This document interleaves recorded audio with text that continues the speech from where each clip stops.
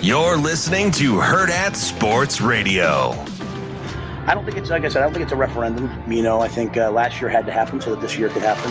Shotgun look, Dowdell off to the right of Dillon. Tight formation to the left. One wide out right. Dillon claps the hands, gets the snap, gives it off to Dante, has another C, 10-5.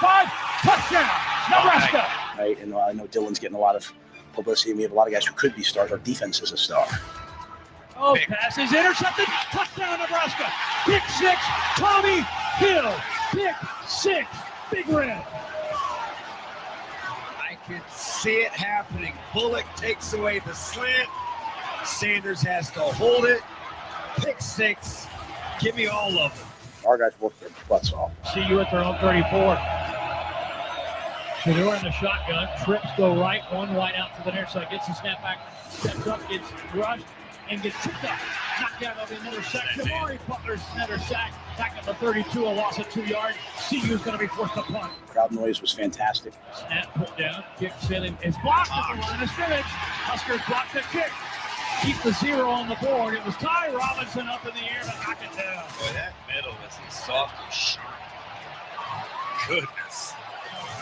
Gotta toughen up, Buttercup. Really big for us to show up and not back down from their stars. Viola waits, claps, gets the snap. Back to throw. Here comes a corner flip. Shows a little pass is nearly picked off. No call. And then caught by Ramir. And into the end zone for a touchdown. The Colorado defender had the ball, bobbled it. Ramir took it away from him and gassed it for 6 points. It was what it was. Hats off to Coach Rule. Thank you to the student section. They were there early. Thank you to our fans. It was really a special night.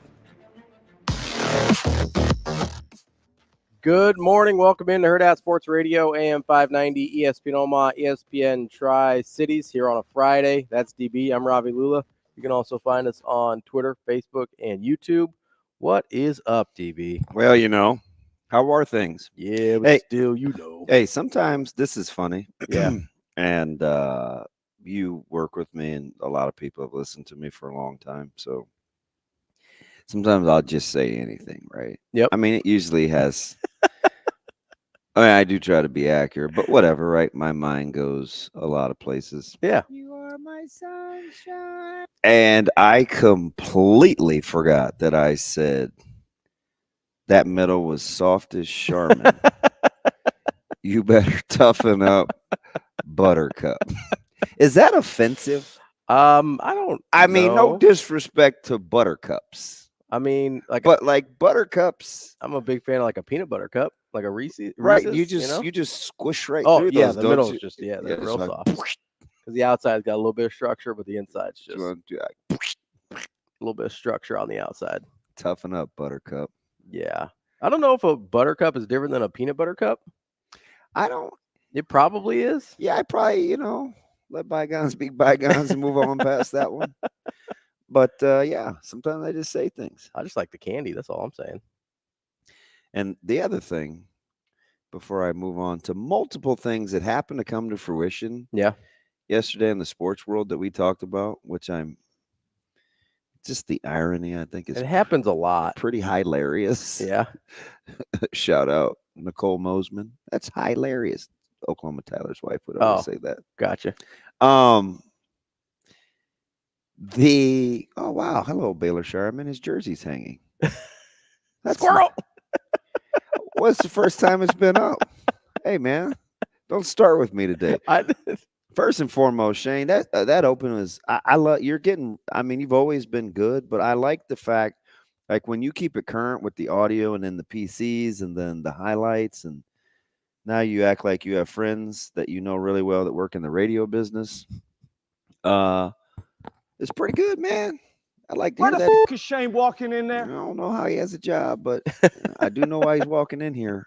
Everything was current from there. Everything came from there. I would just like to let our listeners know that I appreciate the fact that they are hilarious, so funny, and can keep a joke going. And I appreciate all the Jimmy the Crickets jokes. And so apparently Omaha Scanner was the butt of a lot of let's send them to DB jokes.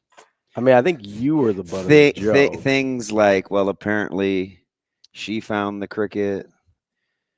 Maybe that cricket didn't have ears. Maybe that cricket had gone deaf. You never know. I was like, lots of things. Wow, is this going to be like the gift that keeps on giving? I think it might be, you know. But full disclosure.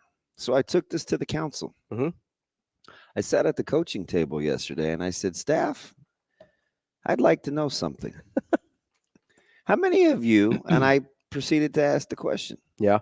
And to a man, they all said that they had thought about it. Okay, which question did you ask? I'm going to get to that. Because that's the part that matters here. Then my co-partner in crime, Coach Queen, said, man, that absolutely drives me crazy. I said that what? He said that I can't find those blankety blanks. He has a super potty mouth. So I reset the question. And of course, the sage old veteran Coach Sikora goes, yeah, I've thought about that, but I've never wondered, is a cricket actually smarter than me? I like Coach Sikora. And I said, you know what, Coach? Up until that point, you were pretty cool. You were really good, bud. Until he said exactly what I said. But now, you're out. But let's not, like I said, and my other guy, Zach, was like, hey, I just feel like that's one of those things a lot of people have thought, but nobody was ever, I didn't appreciate the adjective he used, blank enough to say it out loud. And I don't think I fit that word. I think I just was thinking out loud. But apparently, how do you swallow a cricket? Not on accident, I don't think. I don't know. Are you sure? I mean, I think they're it's not like a gnat or something. Like, they're pretty good size. Yeah. I feel like it's good enough to put chocolate over. Spit that thing out, you know? Wow. Speaking of which, I'm not going to make it to a joke considering what I was going to happened. say, but you know what though? I'm going to say this. All right. We're all friends here, right? Are we in the We're in the tree of trust. Tree of We're in trust. the circle of sometimes friendship. when I'm at Applebee's. No, that wasn't that hard of a hit. No, it wasn't. It was not very violent at all. It was a little awkward the way his head kind of. You know what I mean? No, that's kind of. It's like, and I get it, right? The concussion is kind of the brain rattles, and then you get the violent shaking. Yeah.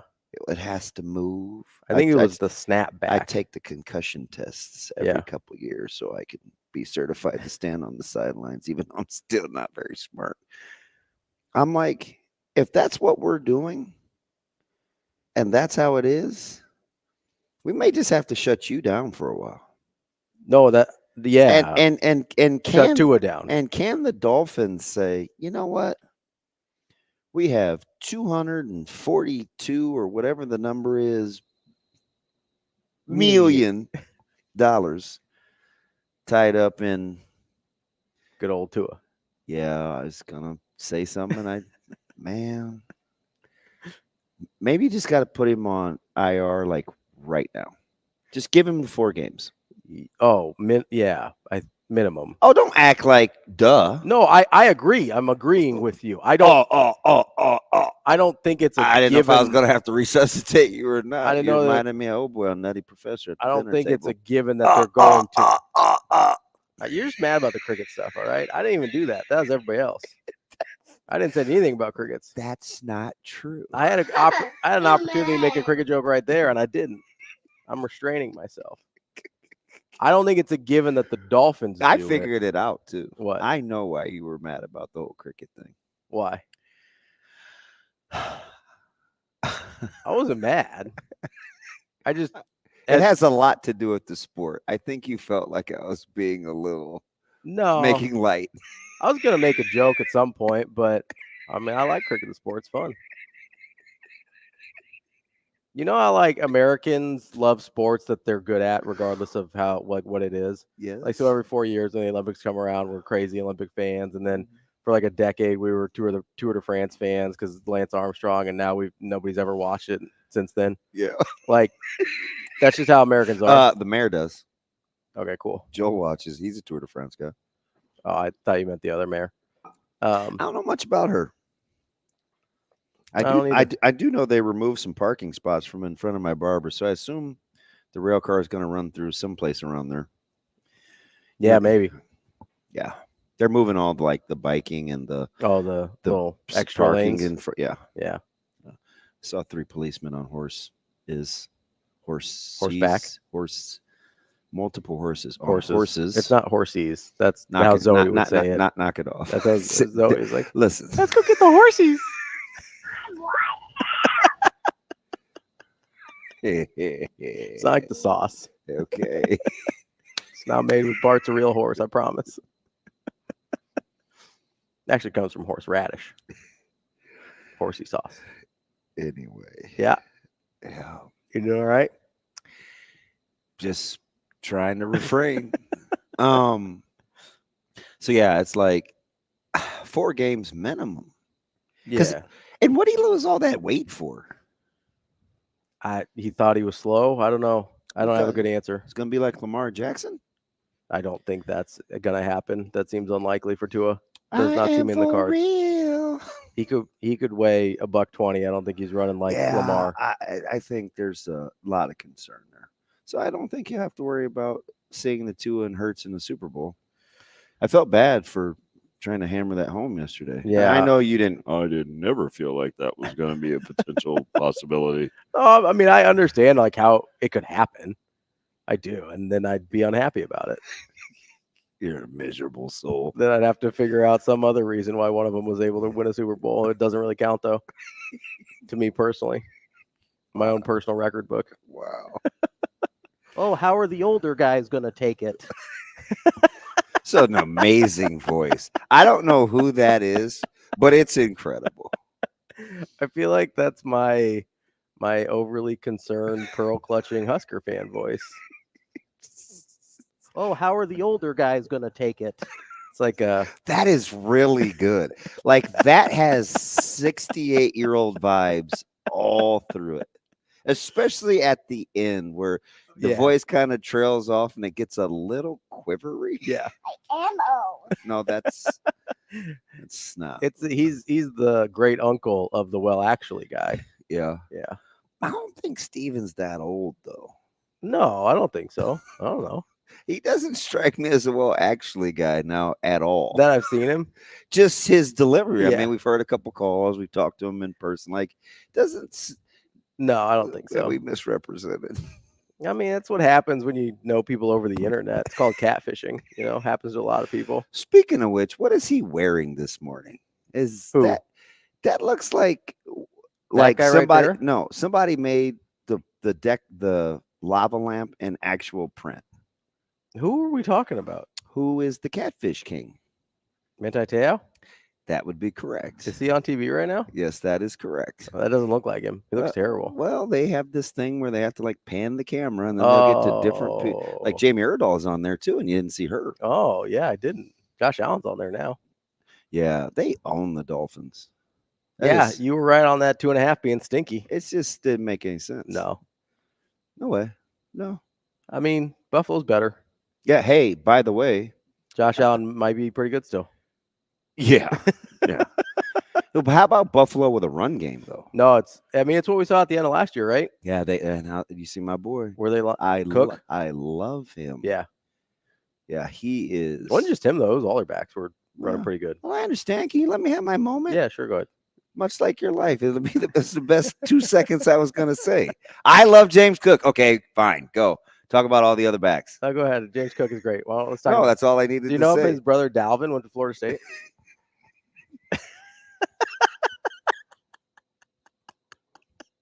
Just one of them days. Shane, cut it. Isn't Dalvin weird? Like he just woke, like he was good. I want to talk about James. Oh, big game, James? Shields? No. But man, the Dolphins. I feel bad for Lincoln Lance. Yeah. Yeah. Is he a big Dolphins guy? Huge. Oh. Him and my guy, Chris Kermanek. One of my old bosses. And Boker. Why do you got so many Dolphins fans here? And another one, Funny Randy. They got some Dolphins fans. Funny Randy sounds made up.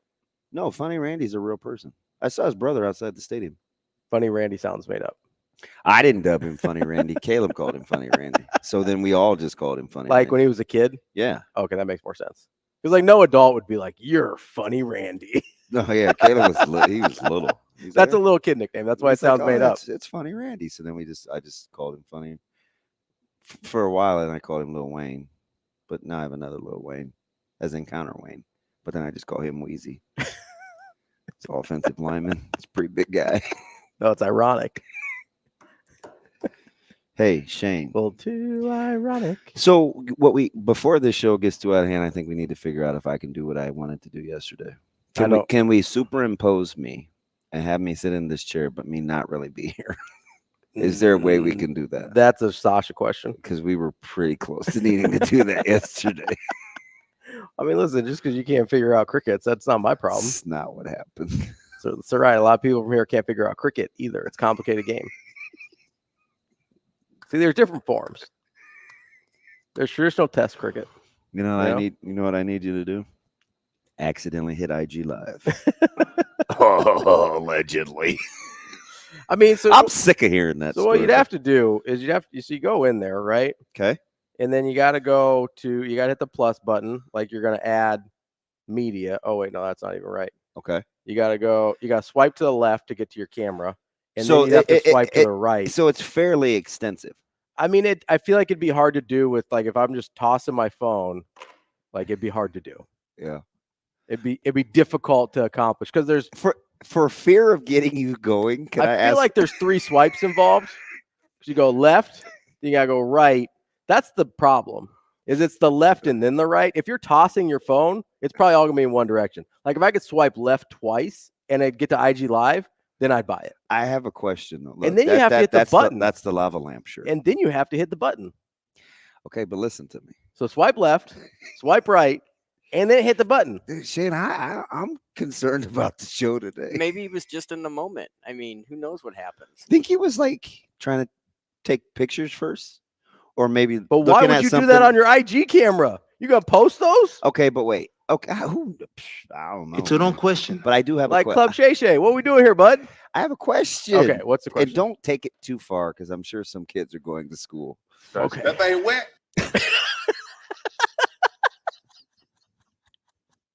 Shane, I didn't know we were going to play the audio from the IG Live. Simba, I'm very disappointed in you. Wow. Okay, what's your question?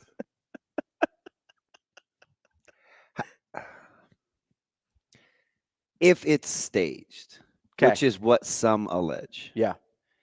What is what good is going to come of that? Because all it did for me was raise concerns, to be honest. I mean, I don't have a good answer for that.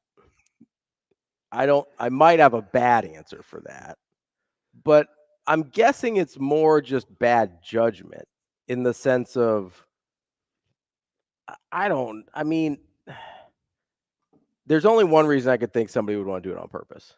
Okay. And that's if there was a question about some of your activities in the bedroom, whether it be like your prowess or like just your general. Are you talking about orientation? No, I mean, maybe that's part of it. Okay. Because Shannon, because for me that posed more questions than answers. Shannon brought it up. He goes, there's been questions about whatever, and he's like, obviously that's not true, which is kind of where, like, when he admitted he wasn't hacked. Yeah. Which is the thing that sort of made me think of this, like that it was a little weird, was him bringing it up and be like, oh, well, obviously those rumors aren't true. Yeah, I was. As a matter of fact, I went the other way on that. I was like, huh. No, but I mean, him bringing it up made me I think, know, yeah, but like you have more questions than answers. This is gonna sound weird, but like, did you listen? Only to a little bit. Either a lot of chain smoking going on or pretty muffled. That's not what I came away with. Yeah, I don't know. I don't get it. But anyway, I just don't know how you do it. Much like the cricket question, inquiring minds want to know. Because see, you get on Instagram, so that's. Are you like practicing how to make a mistake? Yeah, I'm trying. So like, let's say you're already on Instagram. Okay. Like he's scrolling through. I don't know, whatever. Right? Okay. Yeah. He's already on Instagram. 1, 2, and then button. Yeah. 2 different direction swipes. That's where you lose me. Because like, if it was just, hey, if I swiped up twice, and all of a sudden I'm at IG Live, then I'd buy it. So I didn't hear the part where he was like, well, obviously that isn't true. Yeah, I think because that really. I'm pretty makes sure he you- said that in his I wasn't hacked deal. Okay. And he was like, I thought you could provide clarity, but per usual, you provided more questions. well, I think it's intentional. Inquiring minds want to know. Yeah, I don't know. Hey, Shane, that's kind of in your wheelhouse. What'd you think? So the DJ can't spin. I guess not. I'm just saying, I feel like it'd be hard to go on IG Live on accident. I just What did I really think of it? Yeah. Oh, he touched it. He touched it. Well, see.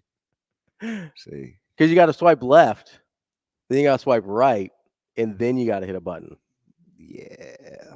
Okay. Well, I mean, unless he just I don't. Unless I hold don't- on, there's a wild card here. Oh boy. There's a wild card here. I apologize. If he's got an Android, I don't know how that works. I'm only speaking on Instagram for Apple product. Well, apparently Teresa's riding with me. Maybe that's what it was about. But he did it wrong. I mean, I only. It wasn't convincing if that was the agenda. Yeah, I mean, My man Josh. probably could have made better choices, but Because I could just hear him saying this face to face. It ain't easy to go live by accident. that's kind of the. I can't believe you're practicing. No, I am. I mean, because I'm trying to give him benefit of the doubt. Trying to figure out hey, is that even plausible? Is it even plausible how to do? It's an awful big word on a Friday. It means if it's something that could theoretically. that's probably bigger than plausible. See, do you remember when I first got here? I was like, "Oh, hey, good morning." You're like, "Oh, hey, can you go get me the?" It was cool. And then all of a sudden the show happened, and I feel like it's borderline gonna get hectic. Oh, I think that's your fault. With the no, you brought up the cricket stuff. Then you're bringing up but Shay. people made fun of people doubled down on the cricket thing through Omaha Scanner. Yeah, I was fine with that. It's because I'm right. It's fine. Go ahead, ask Coach Sikora. That's your guy, huh? Read what Cody says on the screen. Commander Cody? Yeah. If you swipe right. If you swipe right on IG, it takes you right to live. Directly? Do you want to do what Commander Cody says? No. When I swipe right on IG, it takes me to my DMs. See? Swipe right, boom, DMs. So I am lousy with IG. I am not the guy. See, I'll show you guys. You go this. Let's see. Yeah. Boom. Swipe right. Just DMs, not IG Live. You can DM on IG? Yeah. See, boom. Yes. Apparently, you can do a lot of stuff on IG. Jeez. He touched it. He touched it. Shane, I believe that's called content creation. That ain't wet. Okay. Maybe he felt like he wasn't getting enough hits on Club Shay Shay. I just would like to know, because there were plenty of tinfoil. I mean, the comment sections the last 30 hours have been nothing short of hilarious. But I don't understand, what was the end game? Maybe he just wanted some publicity for the No, pod. he has plenty. I mean, I know. And for the record, I predicted this a year ago. You did. He said too much too soon, even though he's been famous for a while. He was blown up. It's kind of weird. We're going to talk to some people about sports at some point. Yeah, maybe. I'll see if I can set up a show later. That's DB. I'm Ravi Lulla, Hurrdat Sports Radio.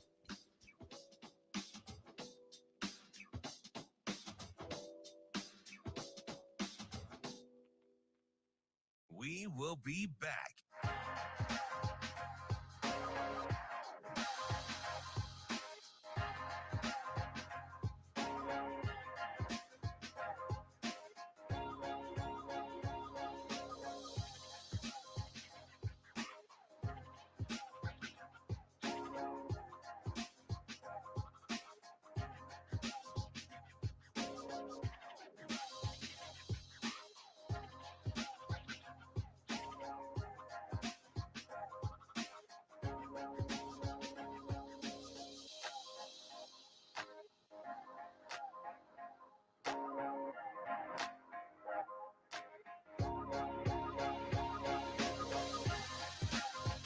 We will be back.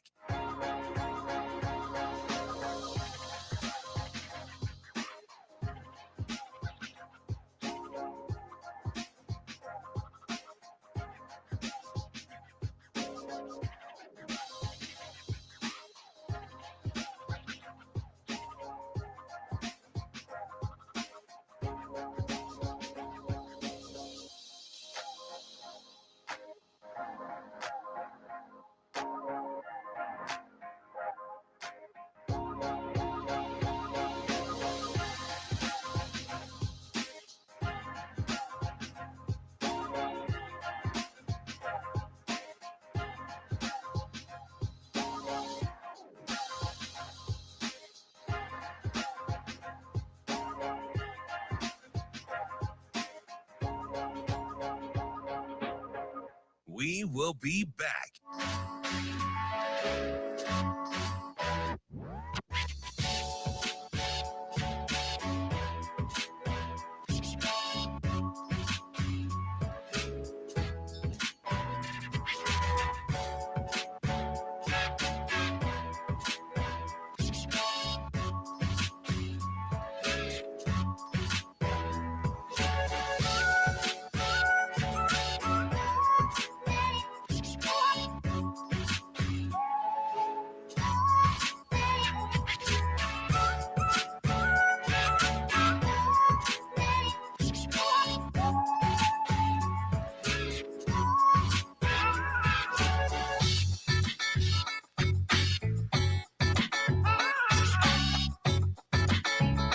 We will be back.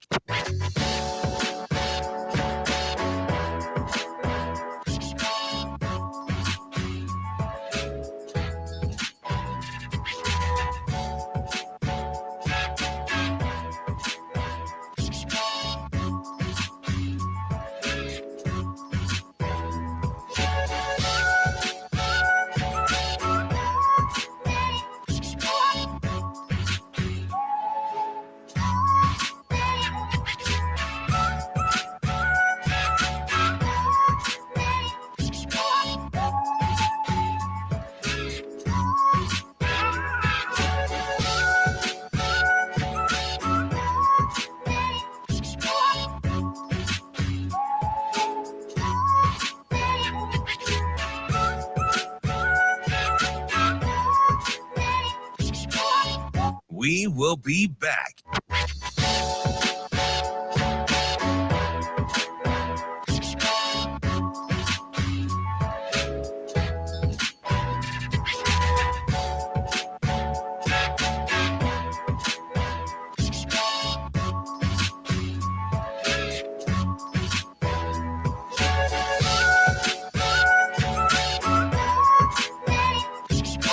We will be back.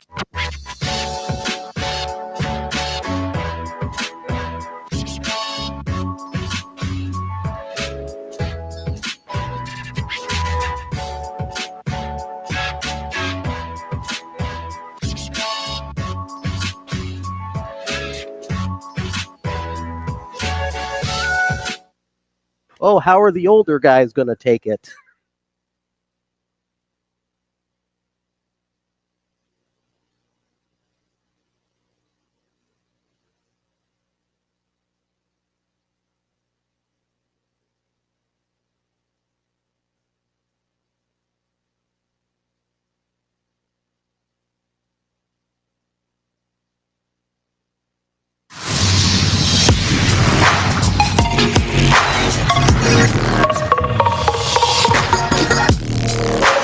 You're listening to Hurrdat Sports Radio. Takes the snap, back to pass. Looking over the middle, pressure coming. Has to heave it, and it's intercepted. Coming the other way, and going for 6 is Jamarcus Ingram. A 30-yard interception return for a touchdown. Welcome back to Hurrdat Sports Radio, AM 590, ESPN Omaha, ESPN Tri-Cities. That's DB. I'm Ravi Lulla here on the Pillar Exterior stage. We're live on Twitter, Facebook, YouTube. Most importantly, though, we are not live on IG. Would you knock it off? What? This is a triple X. Yeah. Yeah. You got a lot of room in there. Too much. You gotta go. Would you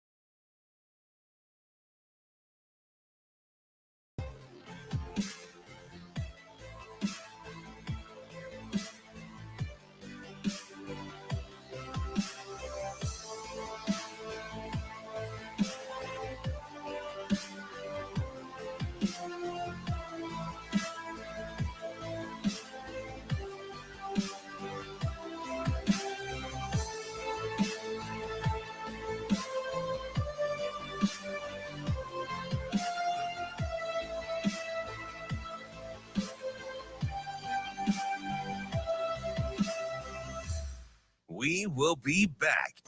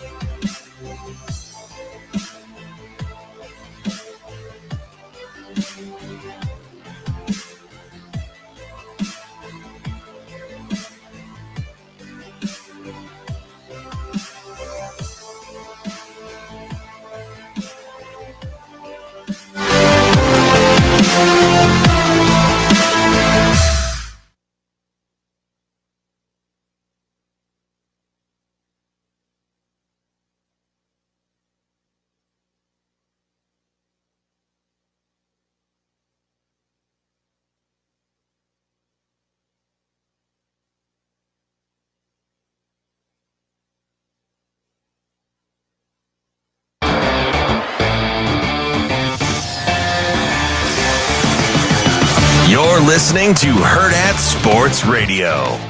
It's the Friday Coach's Corner. This is a process that we're going through. And although we're looking for the winning edge, shortcuts aren't one of them. Hello? This is what the greatest thing about sports is. You play to win the game. Can you believe they called that play? I formation, quick 141. 94. Fullback banana, hot right. Ron left wide nasty, 16 lead pass. Just what were those coaches thinking? They are who we thought they were. We let them off the hook. On the Friday Coach's Corner. Hey, the spot! He's up here, sir. You misplaced the line of scrimmage, you bunch of dummies. It's the Friday Coach's Corner. Wrapping up hour number 1 here on Hurrdat Sports Radio, AM 590, ESPN Omaha, ESPN Tri-Cities. That's DB. I'm Ravi Lulla. We are joined now by Brandon Kuhl, the head football coach at Kearney High School. Coach, how are you this morning? Well, we're up and at it after a long trip, a long football game last night, a long trip home. We had to put a little extra salve on here this morning as we have to heal from last night's game. Coach, full disclosure, if I was really thinking correctly, I would have talked to you yesterday morning and not Friday morning. But I did not know if you enjoy talking on game days, so I apologize. No big issue. No big issue. Coach Lamanji would really question my sanity if I stretch him too far on a game day. I know how you guys are creatures of habit, but we'll stay right there. I think this might be one of those years, and you can speak to this as well as anybody, having so much success and done this for a while. Do you see where Class A from whatever ranking to whatever ranking may be a little more wide open than normal, but at the top you feel like it's pretty set? Yeah, 100%. There's just some 2 or 3, 4 teams that are just in the elite category here right now, and due to a variety of reasons, everybody else is kind of competing in the middle of the situation, or the middle of the pack here. And I think the biggest thing is the middle group. There's been some guys that have dropped off out of the middle group, and so the middle group is really more thin than it has been in the past. And so again, everybody's trying to figure out how to develop their program and how to move forward. So the nice thing about it is we get to coach the kids that come through our doors, and we absolutely love we got a good football team. There's no doubt about it. Yeah, it just didn't look like that last night, and there's a reason, because Millet South is really, really good. So. No, we'll get healed back up, and then it doesn't get any easier because Omaha North comes to town here next week. Yeah, so it's interesting. You're kind of notorious for being able to – you guys scheme and you game plan really well. You've seen some explosive offenses for over a long stretch as a head coach. For you, what made this one a little bit more difficult last night? Was it the setting, the time of season, just their overall talent? What made that a little bit different for you? Well, I think we ran into a little bit of a buzzsaw. I think Millard South went down to Arizona and got beat, and probably had to take a couple, 2 or 3 days to recover from that long trip. And then they played a rivalry game at Millard West here last week. And, sometimes that takes a little toll on them. But, man, they must have an extra day or 2 off in there, because I thought they were really fantastic. They were just sharp. I think the quarterback does a good job of running their offense. They have weapons everywhere in that receiver core. but it's the guys up front, and they were able to pound away a little bit more with the inside run and working that running back. So they have the complete package there offensively, but I think their defense doesn't get enough credit. Gosh, they're aggressive to the point of attack. They're not afraid to get those safeties to work downhill. They're physical up front. So at the end of the day, we were just in a buzzsaw here from the first snap of that football game. We're talking with Coach Cool from Kearney High School. Coach, how do you get your guys to reshift their focus after a game like that obviously didn't go the way you wanted it to, and not let that week 3 loss beat you more than once? Yeah, I addressed that a little bit at halftime. We played West Side a year ago and kind of were in the same boat, and I don't know if I addressed it correctly a year ago. And we got to figure out, hey, who are we, and where do we stand at? This is the guys that were in that locker room last night. That's the nucleus of our varsity team. And when there's not going to be a lot of changes. That's who we have. And so who are we? It's early in the season. We wanted to give you a difficult non-district schedule. So now we got Omaha North coming in next Friday, which doesn't make it even easier. And then let's get ready to go for district competition. And so at the end of the day, I like our kids. Our kids are going to be just fine from that perspective. And we got to rely on those game experiences to get us ready for districts and put us in a position for a playoff spot. So we'll be just fine here. We'll heal up. It was a heavy last weekend. When you have to come in on Sunday with your players and practice because you got a Thursday night game. Yeah, our coach, preparation on Saturday, it just drives me crazy. Yeah, so that's interesting because we have 4 Thursday night games, and it drives Coach Manji nuts. How do you? So do you look at it on the front end or the back end where you may be able to get a little extra time of trying to look at the benefit of playing on a Thursday? That's a great question. I don't know how to answer it from that perspective here. I think on the front end of a Thursday night game, it's just taxing. You come off of a Friday night victory,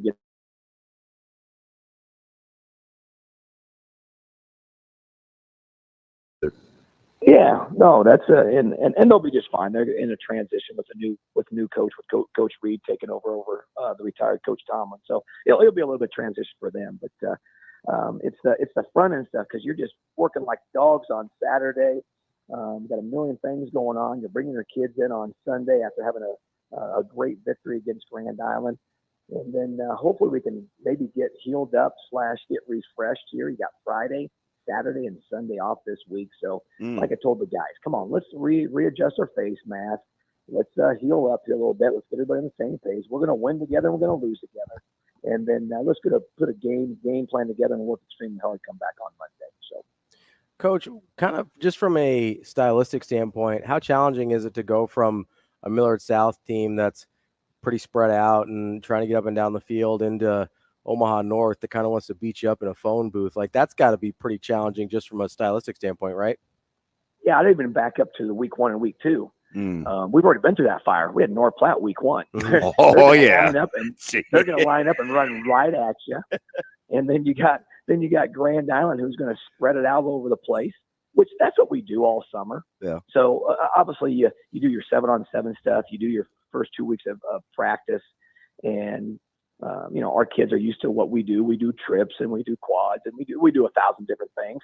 But when we play North Platte, you got to kind of throw everything out the window and you're running something completely different. So we're kind of in that boat again.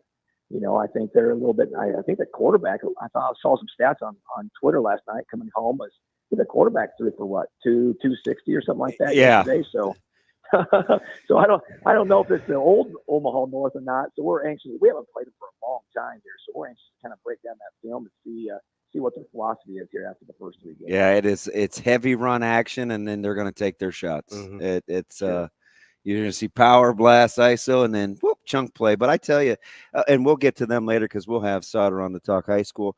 I really like how I think teams are, and you kind of hinted to this when you said, "Who are we?"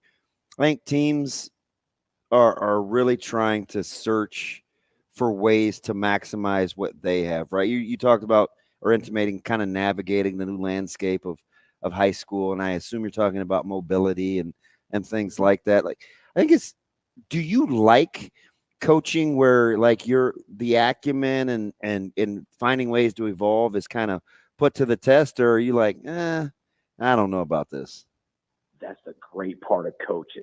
Every Saturday we come in here and we got to be innovative.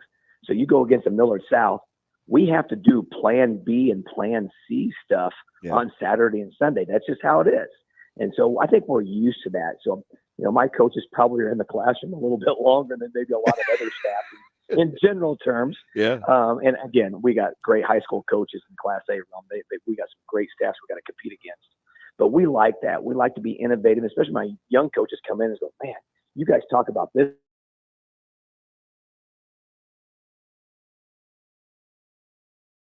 Plan C, and then you get into last night's game, and you're scrounging for trying to find plan B. Well, there's not a plan B. You got to kind of keep your wits about you and do the things that have got you to that position. And so again, we'll go back to the drawing board and figure out what our game plan is going to be as we get ready for this Friday night. Coach, as you go throughout the rest of the season, what's something that you'd like to see your team improve on from what you've seen in the first 3 games?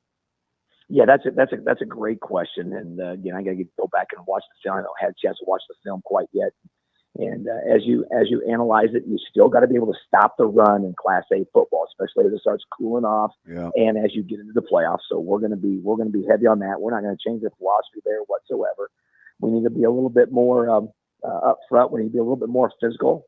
I thought we were pretty good in the trenches for week 1 and week 2, and I don't know if we've won the war in the trenches yesterday. I think Millard South was able to control both sides of the football there. Not that we didn't do a bad job, but we just got to be a little bit more nasty, a little bit up front.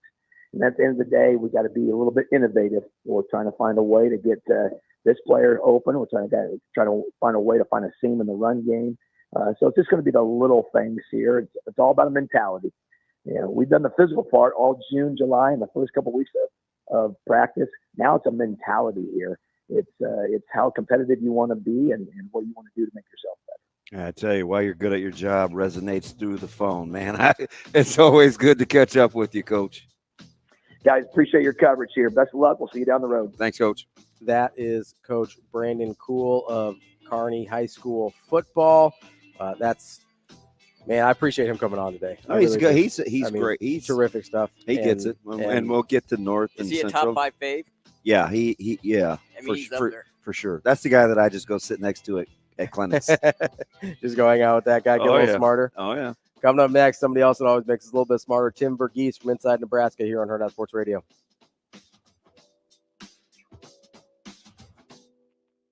We will be back.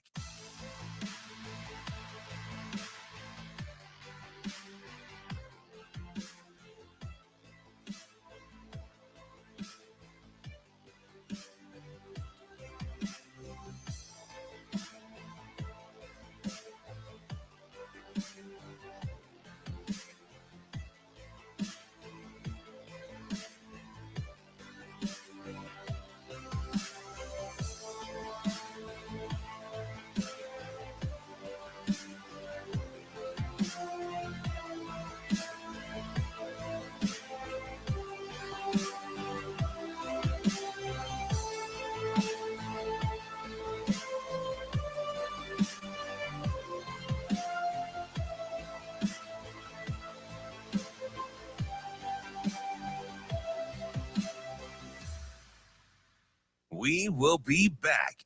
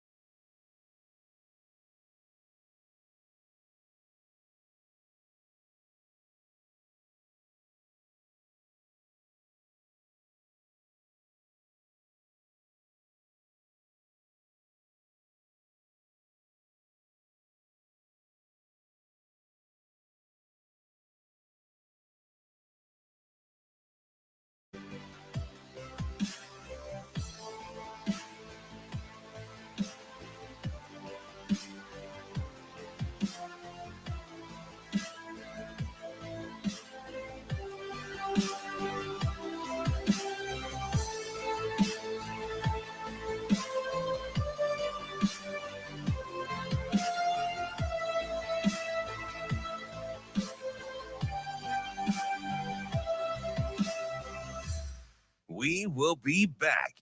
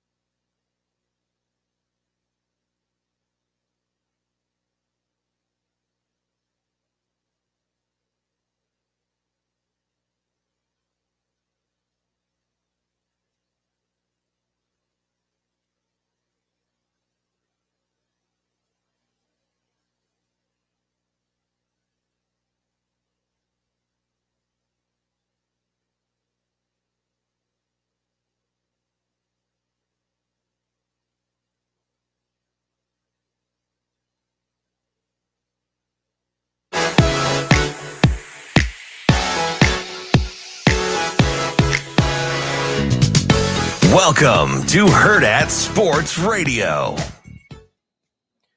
Kicking off hour number 2 here on Hurrdat Sports Radio, AM 590, ESPN Omaha, ESPN Tri-Cities. That's DB. I'm Ravi Lulla here at Hurrdat Sports Bar and Grill. We are joined now by Tim Verghese from inside Nebraska, part of the Rivals Network. What's up, Tim? Hey, what's up? How y'all doing this morning?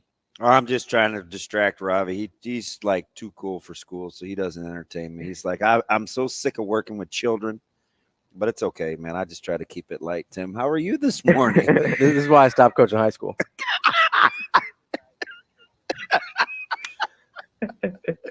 Tim, how we doing, man? It was a huge weekend. Have you recovered?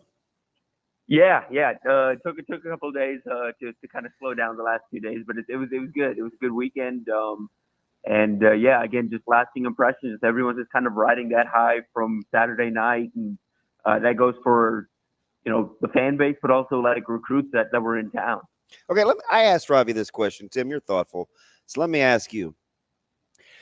After listening to kind of this week with the press conference and the coaching staff and the direction they took, reading articles, you run a message board. Who needs to learn how to win first? The players, the coaches, the media, or the fan base? Who needs to learn how to deal with winning first?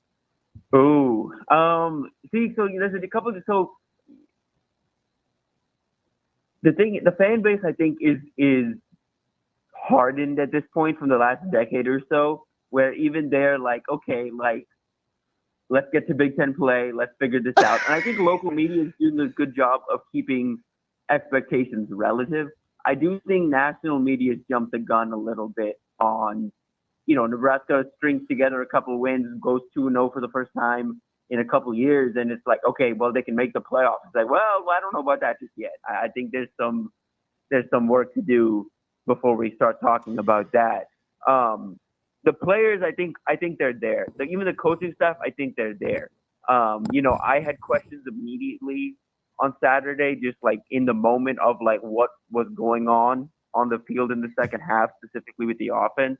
But listening to the coaching staff talk, listening to the players talk, listening to Colorado talk, it really does feel like the coaching staff and the team just got the indication that Colorado had practically quit at halftime, and they made them quit.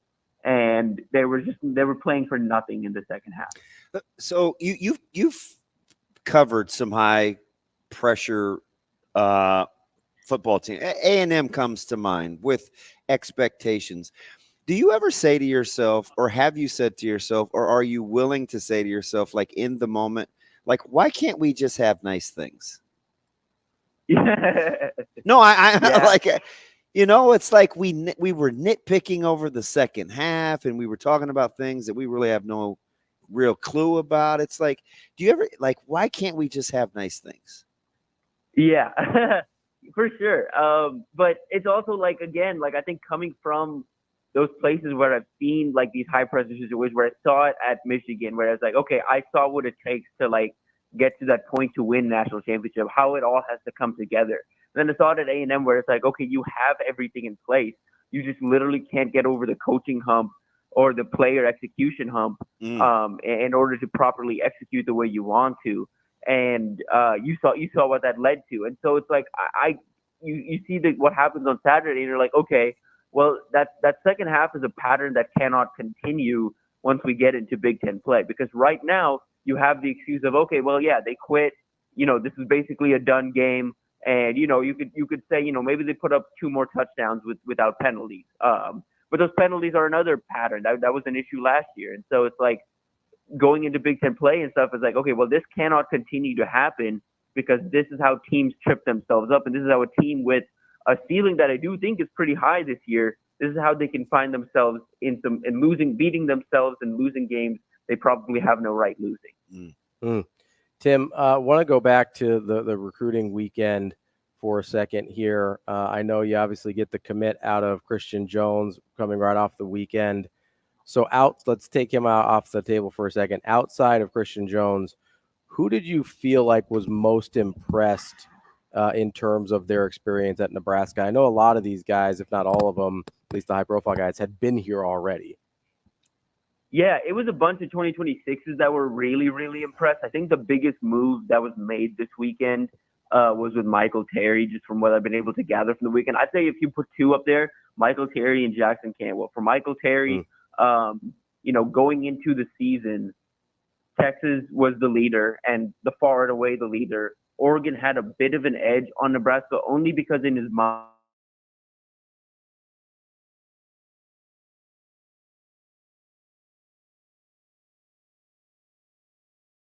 again, seeing the history of Nebraska, the pageantry of everything, I think Nebraska was able to kind of show him like, okay, hey, we're not as far up as you think. And I say that also while giving like, okay, that wasn't a good team that Nebraska beat, necessarily, but it was a decisive win.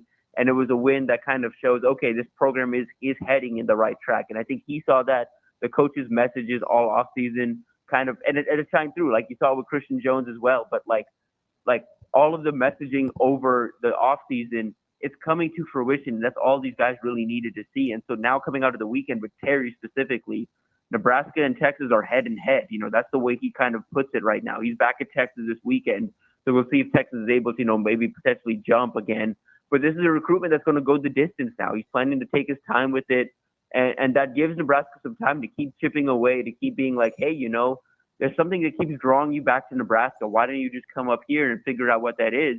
And, rather than trying to, debate and figure out how you're going to potentially tell this staff no, why don't you just come up here and tell the staff yes? That's what the staff can do now after the weekend they had. And I think a similar thing happened with Cantwell, where like I'm writing it right now, but like, I think right now there's a long way to go in that recruitment. But I think Nebraska is a school to beat for a couple of different reasons. And one of those reasons is this weekend kind of showed them what Nebraska's emphasis is, which is dominance in the trenches, which speaks, that resonates with a 6'8", 300-pound offensive tackle, wanting to be physical in the trenches, wanting to play that style of offense that they do, that style of play that they do on both sides of the ball. That really resonated with him. So it really made an impact with a lot of guys. I had a comment from Hunter Higgins, a 4-star defensive end in 2026, and he was like, all that pageantry, like bringing the traditions back, honoring the 1994 team, just the environment, that stadium. They were like, we've heard so much growing up about what Nebraska used to look like in the 90s. And for a lot of these kids, this was the first time, for myself included, obviously, I wasn't there. But for a lot of these guys, this was their first time seeing, okay, this is what it looks like when Nebraska's winning and when they're rolling. And it's a lot of fun to be a part of. So, Tim, when you're over or underrated wins on recruiting visits? I think wins are a little overrated. I think like, because the best thing about a close loss on a recruiting visit is, as long as you can show off like a really impressive environment, you're able to go to those recruits and be like, okay, well, we lost that game out there, but you're the reason we can get over that hump. And that's a message that resonates with guys, because all of these kids, coming up, being this highly ranked recruit, being this top kid, and they've got a little bit of an ego to them. And for them, it's like, okay, well, now I can be the one that can make that difference. Okay, that's interesting. So I think wins specifically are overrated as long as you don't get like what Michigan did last week against Texas. They had like 50, 60 visitors in town, and then they just got demolished. Like, that can't happen. That's a bad look, like, regardless of who you are. Like, that's one that even commits in the building are, like, you know, tugging at their collars a little bit, being like, you know, maybe have to look around a little bit. Maybe, you know, this staff isn't what I thought. I don't think that's necessarily the case with Texas and Michigan.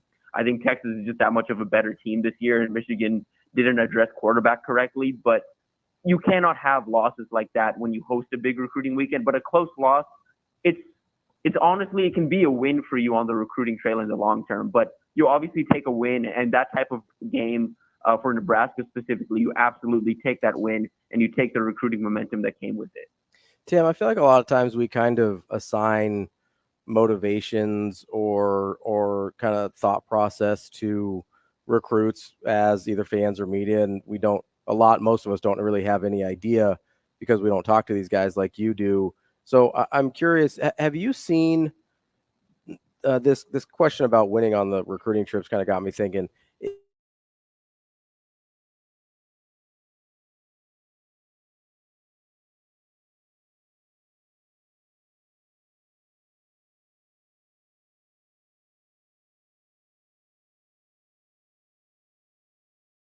That like do cherish and love that ability. A lot of these in-state guys, you know, they talk about, hey, you know, it would mean a lot to be a part of this. You know, guys that have followed this program for a while feel like it would be a lot to be a part of this. But for other people, it's like, hey, I only get 3 years if this all goes well, but 3-4 years of this, I want to be contending and I want to be in a place that's going to develop me. The thing about Nebraska right now is that they're proving they can develop. You know, the wins haven't come just yet. The wins are still you know, hoping to come, and you know that's still something that Nebraska needs to show and help. But the development is happening, and so that's something that, like, that's a box that's being checked. And so for some of these guys, it's like, okay, well, I can get developed here, and I could potentially be part of something that hasn't happened in 20, 30 years. Like, I could be part of winning around here. And so that's starting to resonate a little bit. But for the most part, guys want to be in a place that is established, that has structure. And when Nebraska does get to that point, you'll see the benefits of that on the recruiting trail. What you can do year in, year out, when it's like, okay, this team is constantly in the mix and consistently in the mix. Here's what that gives you on the recruiting trail. Tim, let me get inside like a couple guys that have already said yes, because sometimes it goes back to that. Why can't we have nice things and the hand wringing a little bit? But I was trying to calm some people down about Jamarian Parker, and listen, it may come back to bite me, but he doesn't really seem to enjoy the recruiting process. Like, he's a trust guy, and Nebraska got in there early even when he didn't have film. I think he appreciates that. Does he strike you as the type of guy that would leave his options open after saying yes, at least up to this point? I realize anything can happen, but does he strike you as that type of recruit? No, I mean, you know, there's a chance, you know, like, but what's been interesting there has been, like, again, like, I think people kind of expected his start to, and maybe that's still coming, but they expected, you know, the offseason and the start to his senior year and some dominoes falling at the position for him to get some more offers, but that hasn't really happened. And, you know, Alabama was a threat there, but they've picked up, you know, a running back commit and potentially two, but I know they picked up one for sure, but this summer. But so I don't think there's like of the commits, you know, Parker's not really one I'm really worried about. There's a couple I am, but Michael Parker's Simpson or Malcolm Simpson's one, but Michael Simpson's one is like if Texas comes in and offers, I'd be worried. But Texas is starting to, you know, kind of figure it out with D-line recruiting nationally, so they may not have to offer, and they may not need to. But like, I've got an eye on A&M. A&M's got an offer out there, and Texas is trying to flip one of their commits. You know, would A&M circle back on him? Bryson Weber's one that I think is locked in, but you know, Utah and TCU, Baylor are still pushing there. Ole Miss got in the picture recently, so they're kind of pushing there. And he's a 6'3" corner, and he's playing his second year at the position. Like, if he's having a good start to the year, if that continues, like, it's going to be hard to hold on to because it's a 6'3" corner. Like, everyone wants a chance at that, and he's in a program that has a lot of eyes on them in the greater Houston area. So that one's going to be a little difficult. And then the other two, I would say Jeremiah Jones, like Missouri's still there. Yeah. I think it was good that Nebraska got him in town last weekend, but I think he's going to get out to Missouri either this weekend or later this month. So Missouri's one I'm keeping a close eye on with Jeremiah Jones. And then Brian Tapu, like I think that's one that's kind of a little quiet, but he picked up that Washington offer over the summer, and he's been fascinated by the idea of potentially being able to stay on the West Coast while still playing in a power conference. So yeah, he's Salt Lake, right? Yeah, he's in Salt Lake, and his parents are in New Zealand. So like for his parents, to be able to, it's a bit of a shorter trip flying directly into Seattle than flying into, Los Angeles or Seattle and then taking that connecting flight to Lincoln. So that's something I'm keeping an eye on. But outside of that, I think most everyone else is pretty secure. And for Nebraska too, some of these flips, not to say, or if these were to happen, I don't think it's the worst thing necessarily too, because Nebraska's gaining some of that momentum on the trail and they can use those spots and turn around and be like, okay, well, we're in it for this other kid that's a little higher ranked now. Like maybe if this guy goes somewhere else, maybe we can really go all in on him. We're talking with Tim Verghese from Inside Nebraska. Tim, you're talking about Bryson Weber and kind of his profile as a corner, as a big lanky corner there. And how much does seeing a guy that either plays your position or has your body type succeed at a school kind of impact some of these recruits, or does it depend on how good the staff is at kind of drawing those parallels? It's about the staff drawing those parallels, but it does help to see like what it looks like on the field. Like for a lot of these guys, like Jeremiah Jones and even this last cycle, Braylon Prude, like these guys that are recruited in as big safeties, it helps them a ton to go see, like Jeremiah Jones is technically an athlete, but I think he's going to end up playing like a big safety type role at Nebraska. But both of those guys, I think it helps looking at Nebraska and seeing Deshaun Singleton back there and being like, okay, well, if he can do it, then, and the staff can develop him to a point where he's successful out there, well, maybe I can do it too.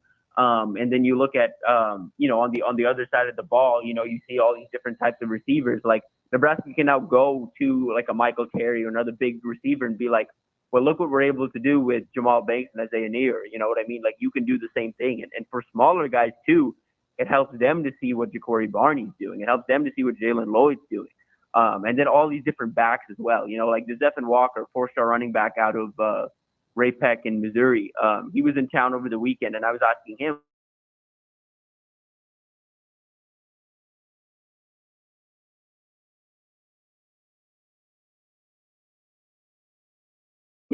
earn that featured role makes me feel confident that I can do the same thing, even though he's intrigued by the idea of being in a stable of running backs, because for him and for every running back right now, that's something they're keeping in mind. Like to make it to the league, I need to have as little tread on the tires as possible, but still putting good film out there. Being in a room, like a running back room like Nebraska's, where you've got 3-4 backs that can rotate in and out every single game, so you're not getting like, the brunt of the carries, that resonates with guys, because it's like, okay, I can put up good film like Dante's doing right now and still, earn the attention of scouts, but also I'm not putting up like, insane tread on my tires where I get to the league and 2 years in, my knees are breaking down. Tim, let me ask you about like going forward with the conference. And this stems from, I was just looking at offensive, defensive, and special teams efficiencies yesterday, according to ESPN. And I was a little surprised, and we'll get to that later on in the show. But I'll ask you this. When you're looking at uptick or teams that have sustaining power when it comes to recruiting prowess, are you concerned about teams that are kind of perceived at the top, or are you concerned about teams that are kind of meddling that you feel like could make a move when it comes to having an impact on the current Big Ten, right? With all these new teams, is there a team there you're like, ooh, look out for, to the good or to the bad when it comes to recruiting prowess? Somewhat. Like, again, like I need to see more, like USC, for example, I think one, but I'm like, if right now they're recruiting at a pretty high to solid to high level. And it's like, okay, well, if they prove this year that they're taking defense seriously and that offense still is the offense, then they could become a real threat here in the Midwest, because I think they're trying to reach out here now that they're making some trips out here.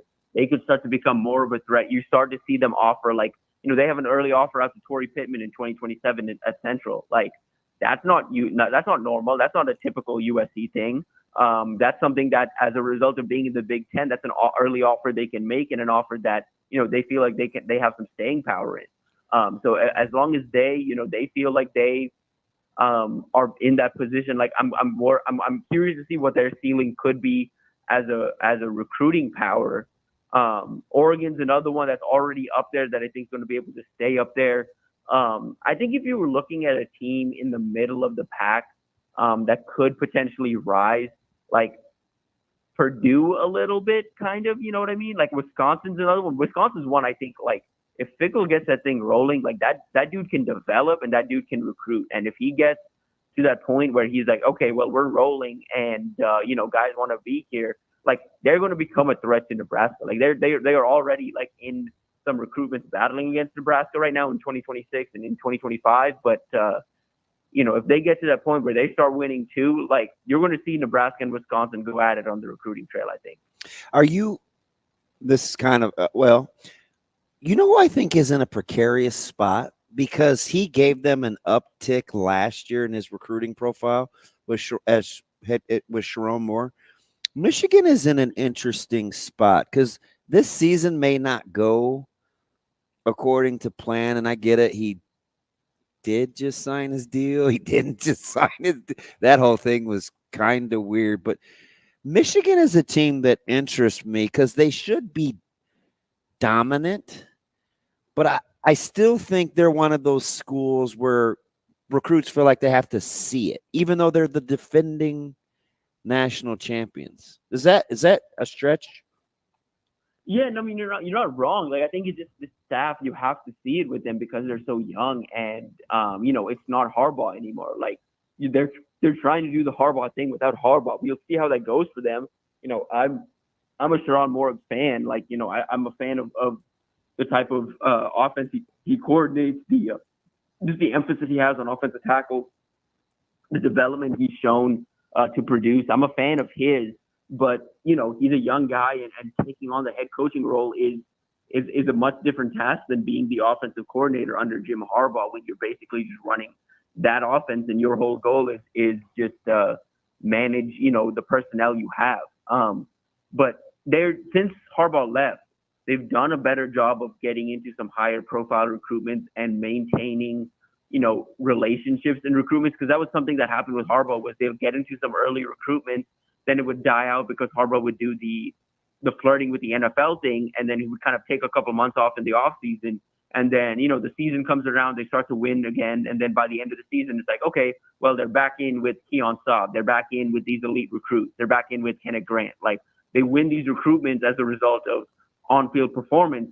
So now it's like, okay, well, if the on-field performance isn't there, but you are recruiting at a higher level, how sustainable is that? Are you able to get some of these guys to stick with their commitments, or are they going to look around now that you're not the hot new thing on the block, or you're not the winning team? Are they willing to stick with you? If they can get that train back on the track, though, because of the fact that they are recruiting at a higher level than they were under Harbaugh, they're another one that could emerge as like a real big like recruiting threat and one of those powers on the recruiting trail. Because even when they were winning, they were up there recruiting wise, but you didn't feel like they were a power. They were more like evaling and finding guys, and then they'd have like 5-6 top end guys. But it was always guys in the region or guys that they'd go out and find that were Michigan men. And so now that they're at this point where they're at this weird crossroads, like you say, I feel like of who they are as a program and what they want to be. That's Tim Verghese from Inside Nebraska. Tim, great stuff as always. We appreciate the time, and we'll talk to you again soon. Yes, sir. Talk soon. Thanks, Tim. Were you surprised? Did you arrive at the fact he thought fans needed to learn to win? Yeah, I mean, to some degree, this isn't probably popular because I have so many associates. Mm-hmm. I think media's got a little bit to go too. Let's talk about that next, because Coach Rule kind of addressed that a little bit in his press conference yesterday as well. And I do think there's some meat on that bone. First, though. Meat on that bone, huh? I feel like this is low-key pot shots. No pot shots here. And no pot shots with our friends over at Team Jack Foundation. 11 years ago, Jack Hoffman scored a touchdown in the Nebraska spring game, rallying Husker Nation and putting pediatric brain cancer on the map. Since that inspiring moment, Team Jack Foundation's raised over $13 million for research, and September 26th is the 12th annual Team Jack Foundation Radiothon. Make sure you get to their webpage, teamjackfoundation.org, to learn more or to listen live on September 26th. More Hurrdat Sports Radio coming up next. We will be back.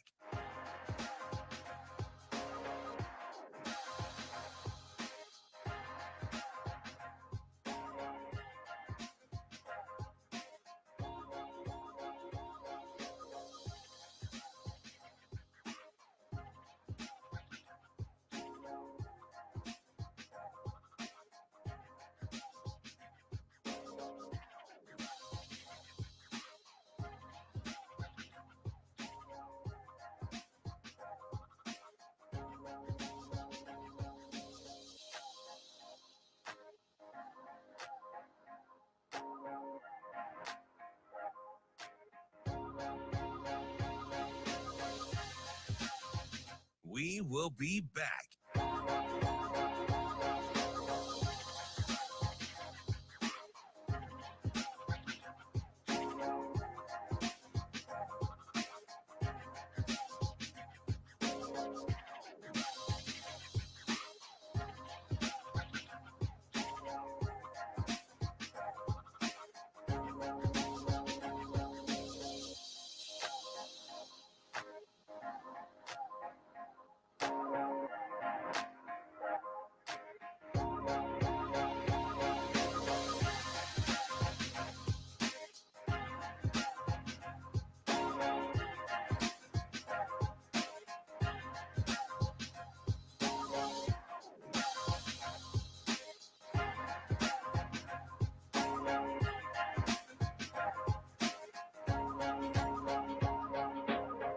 We will be back.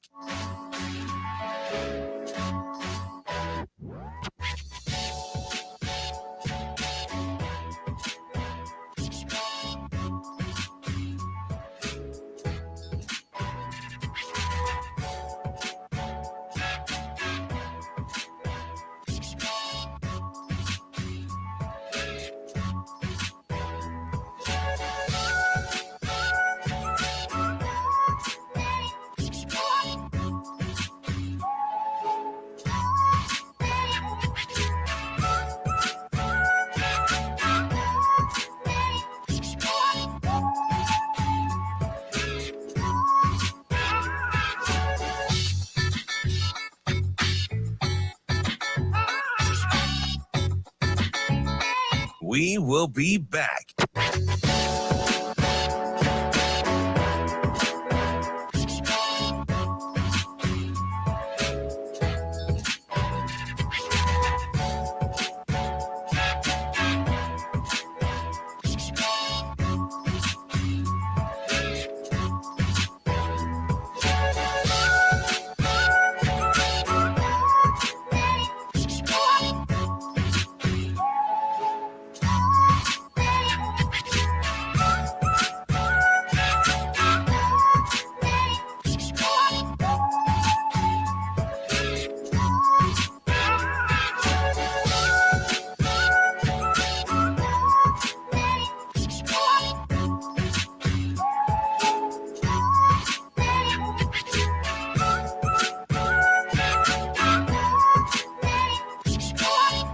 We will be back.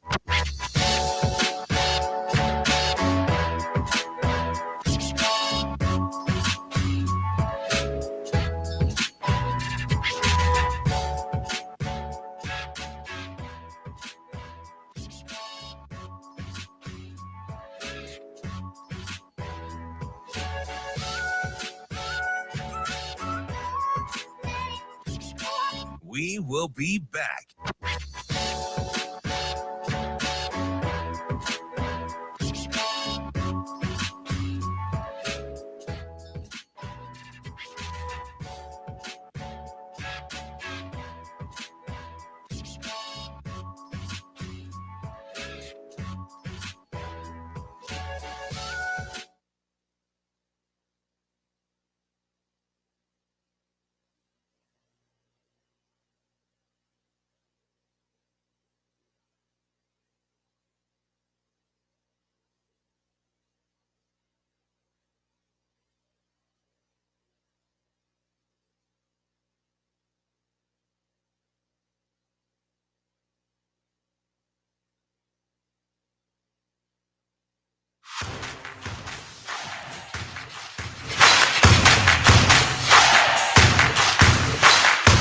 You're listening to Hurrdat Sports Radio.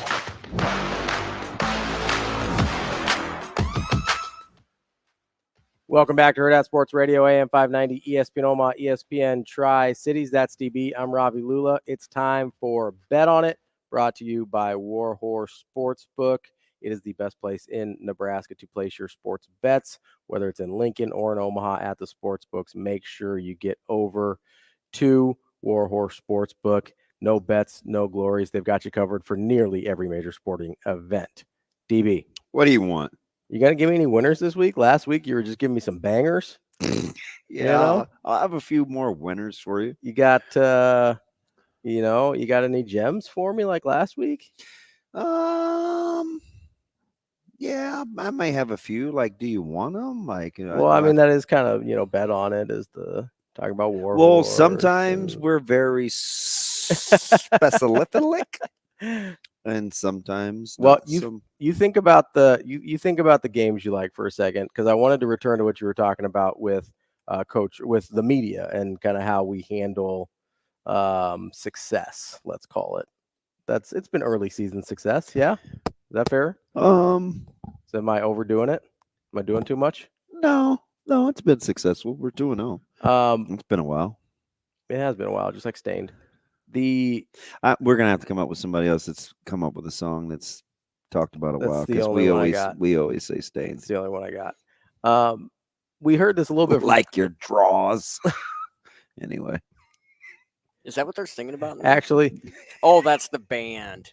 Yeah, they're not. Oh, I thought that was the music. Not draws. Like, guess what? Drawers. So, like underwear. That's the difference in cultures. Drawers versus draws. Yes.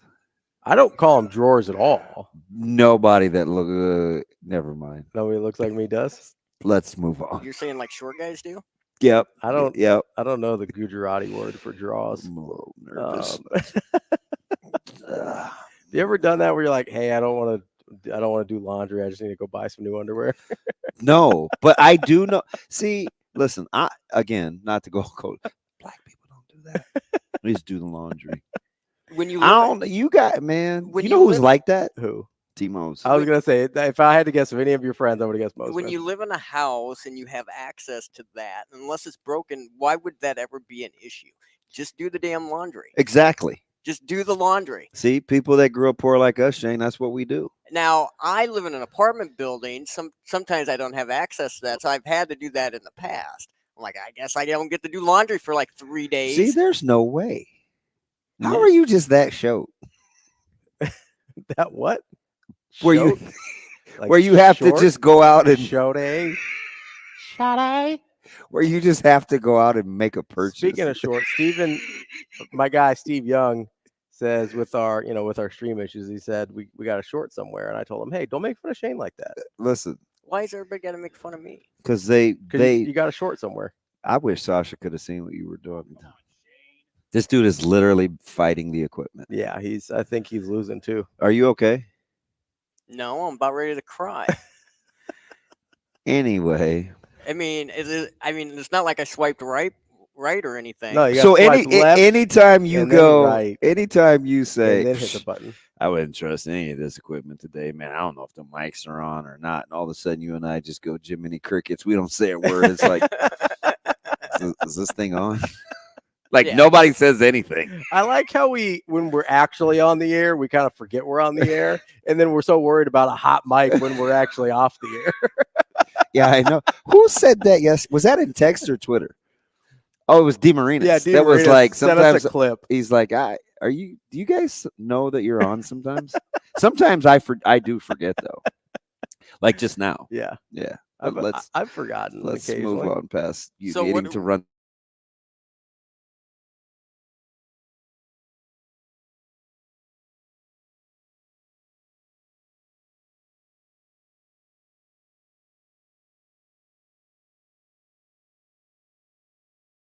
I'll give it to you, Shane. The only time you're really funny is when you are making fun of me, and I want you to be funny. So you go ahead and do that at my expense. It's okay. Well, nobody heard it because the mic went out. You, on the other hand, knock it off. Yeah, we're great friends. Bye.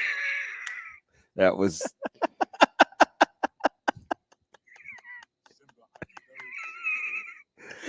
What's up? Boy, I'm not even minute to minute. I'm second to second. You've never like, hey, I need. Do you know what I just about said to you? What? It was a fireable offense. That's not what I was going to say. Wow. It's ironic that quote comes from a movie called The Great White Hope. It's a big baseball guy. Yeah. Yeah. Terrence Mann, big baseball Is guy. that a good movie, by the way? I've never seen it. I mean, it's an older movie. It looked like it's from the 60s. It depends on, like, I don't know, what's your poison? Like Belle Biv DeVoe? Yeah, anything from those guys. That is girl great. is poison. No? No? No. Don't make that dance move ever again. Just one of these little. No. We getting into Club Shay Shay over here or what? Boy, No, so what you got to do is you got to open Instagram. You got to swipe left and then you swipe right, like at the very bottom too. Like you have to swipe left up here. Then you got to swipe right down here and then you got to hit a button. And then you just throw your bed like on the phone? And then or you just throw your phone on the bed? Like, I don't know how that happens on accident. Or you swipe right, which I was told in the chat, liars. Maybe just set DMs, not live. just set the phone down next time. You don't have to get to it right away. I was traumatized by how he said, "Get over here." Like, was somebody really trying to get away like that? I mean, that was kind of disturbing. Yeah. I mean, get over here. What the? If everybody's consenting adults, no judgment. Just kind of do what you do. You asked me that, Eric. You asked me that last year, Eric. Back to the fans before. So you like Arizona at Kansas State? What's the number? K-State -7.5. Feels a touch high, maybe. No real opinion. Yeah. No, because what I could see happening is K-State turns them over late. So, yeah, that would be a pass for me. All right. What do you like in what do you like about what were we going to talk about the fans? No, you said back to the fans thing. Well, we were talking about the media. We were talking about the media. Oh, media. Yeah. Okay, go ahead. Because, you said you think maybe some of us need to do a little bit better. I really, really do. And Coach Rule kind of got on that yesterday where he goes, hey, like maybe I need to not be so candid is the word he used with the media. Because people were kind of nitpicking a lot of things that he was saying, which, I mean, we do. We talk about his press conferences a lot. I don't know if nitpicking, but we go in depth on what he says. Yeah, that's an interesting word he used because he kind of just puts it out there. Yeah. Which he is. I mean, I would describe him as candid. So usually you wouldn't think that if it's as candid that you would be you'd have as much liberty or creative license. Like he's pretty much saying. So here's the problem. Okay. Is you went. Should I buckle in? Yeah, this? maybe take some notes. So you went from a coach that didn't tell you anything. This is what you guys do. Yeah. Who's you guys? You're talking about you guys. We don't use mechanical pencils, that's for sure, because we're adults. Who does? What guys? You go from a coach who doesn't tell you anything, right? Kind of a line of coaches that didn't tell you anything. Bo didn't tell you anything. Callahan didn't tell you anything. You had a little respite in Mike Riley there where he gave you a little bit. Respite? Yeah, respite. Okay. It means a little break. Yeah, get it. Okay. A break is a period of time where you don't have to do something. Did I break that down enough for you? So you've gone basically 20 years of coaches with a brief break in there from Mike Riley, who was a little bit more candid of guys that didn't tell you anything, right? So this media core, if you will, is conditioned to have to nitpick things to get any sort of information out of a coach. Okay. All of a sudden you have a coach that actually tells you things, and you still have a media core who's been conditioned for almost 20 years to nitpick everything they say, right? So you have the history of Nebraska media with coaches on the one hand, and then you've got a totally different personality type on the other hand. You put it together, and I think you get what we've been getting the last week or so. Last week or so? We just waited for a win. I think it's been worse the last week or so, because before I think there were more legitimate questions. like, yeah, there's stuff you could ask about from like UTEP or whatever. But now that we think this team might be good, we're like, okay, well, we have to nitpick this thing that happened that people are maybe a little bit too optimistic about. So what do you think he was referring to? I think he was referring to the special teams comments. I think he was referring to the Dylan Raiola comments. Because we just took it and ran, right? Yeah. Because in years past, if he's like, oh, yeah, if another coach was like, oh, yeah, we got to clean XYZ up, then you'd have to parse and pick to see what that actually meant. Like, are they being terrible in practice? What is it? Is it not translating into games? Whereas now he's just like, hey, no, they're practicing well. Just got to go do it. I got more to add to that. All right, we got a little time coming up next year. Hurrdat Sports Radio.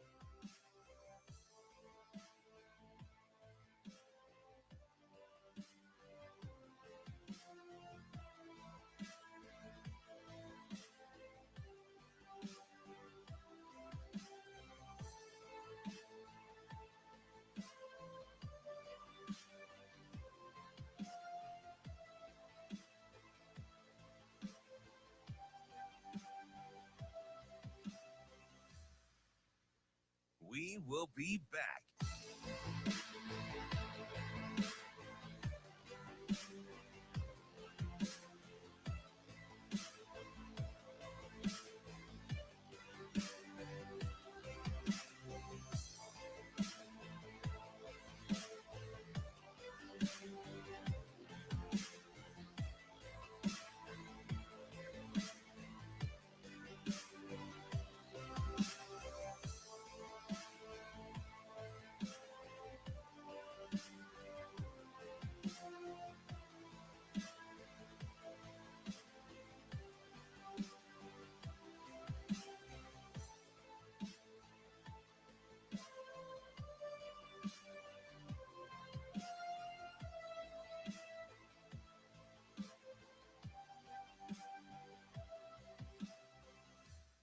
We will be back.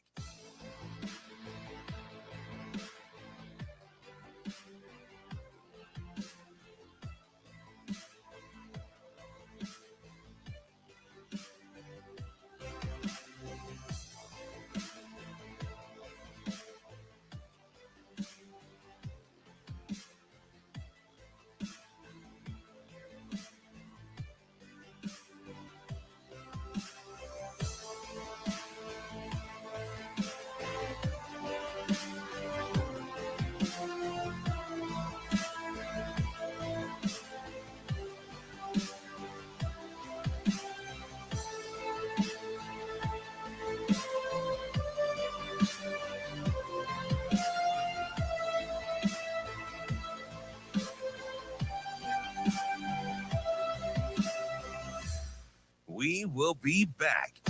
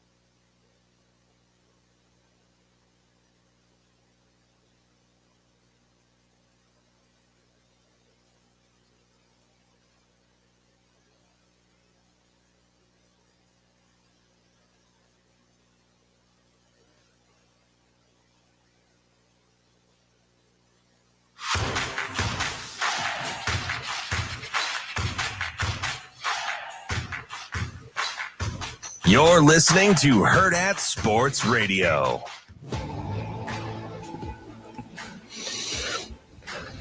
Wrapping up hour number 2 here on Hurrdat Sports Radio, AM 590, ESPN Omaha, ESPN Tri-Cities. I think we just had a power surge here at the Hurrdat Sports Bar and Grill. Bro, that was like poltergeist. That was a little weird. I mean, I think maybe the machines are mad at Shane for yelling at him so much.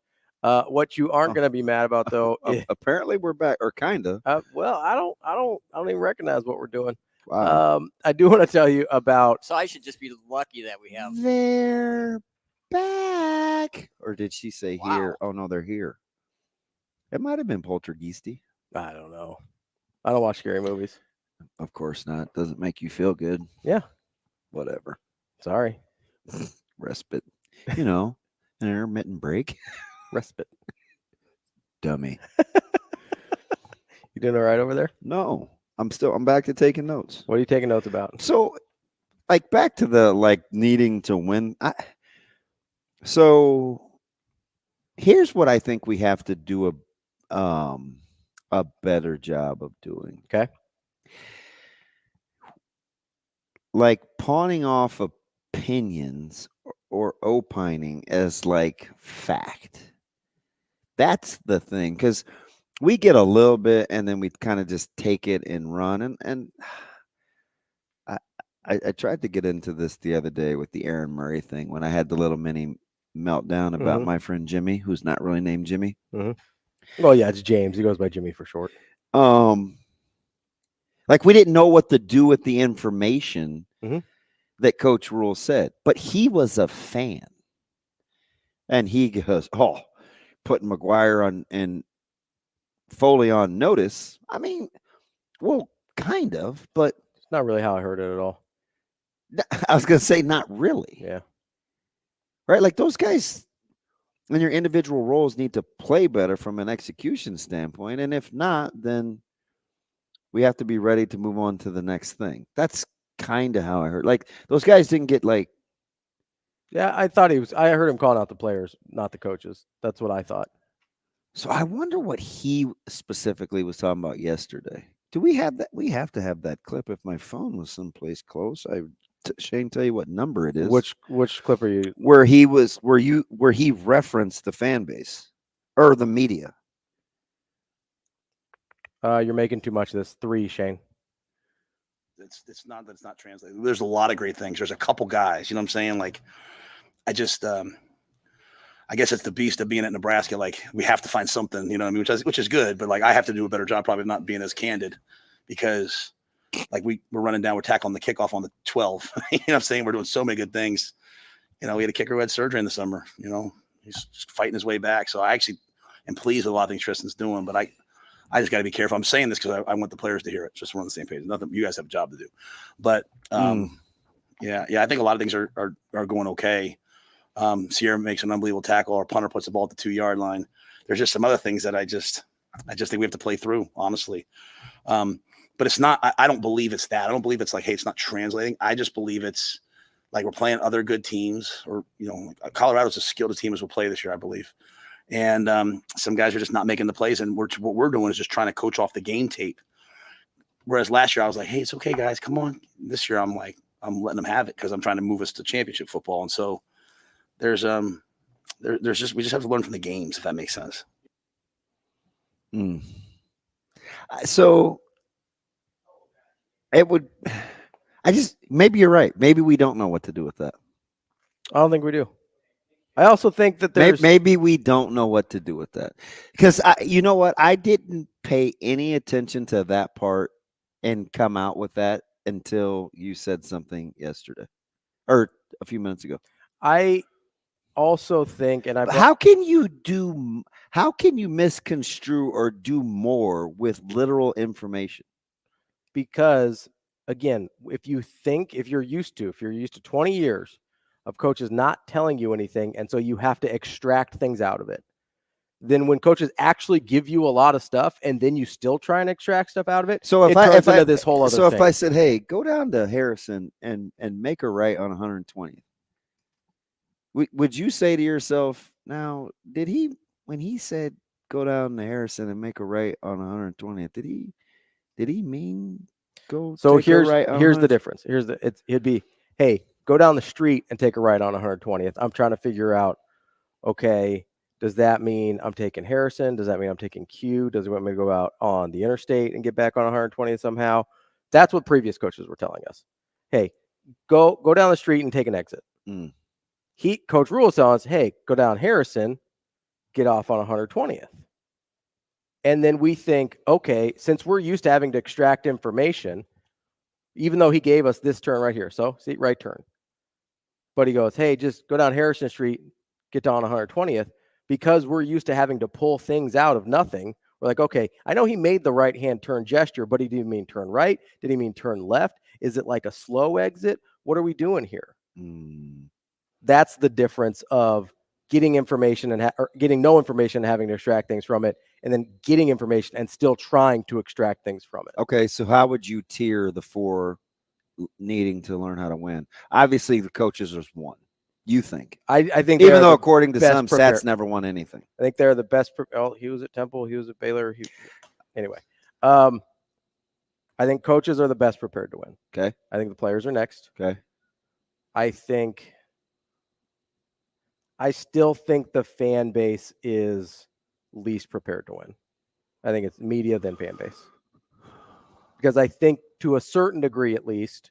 So if that's the case, you know who better hunker down? Who? It's going to sound weird. The coaches better hunker down.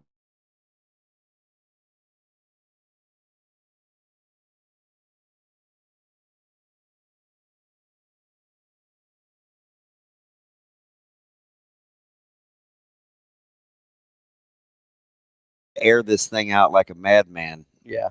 Up 5 in the fourth quarter, right? I don't think that's going to happen. But you're right. If he's listening to the general whatever, then or let's say they're up 31-6 tomorrow. Yeah. And fans are like, but it's no, I'm not going to do your voice. Let's say they scored 21 in the first quarter.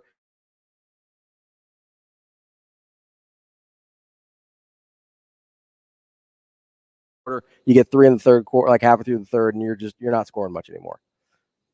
If he's listening to people, he's going to go try and beat their heads in, get a couple more touchdowns so it looks better. So how is that different? And we'll get to Cody and Jack here in a second. I apologize. I'll go fast. So how is that different than him referencing what happened in East Lansing and Maryland when he says to the media, well, I tried that last week, remember? The only difference is whether it changes behavior or not. If he would have, because he did say that. He did say that. If he allowed which I liked though. If he allowed it to change his behavior, which I don't think he did.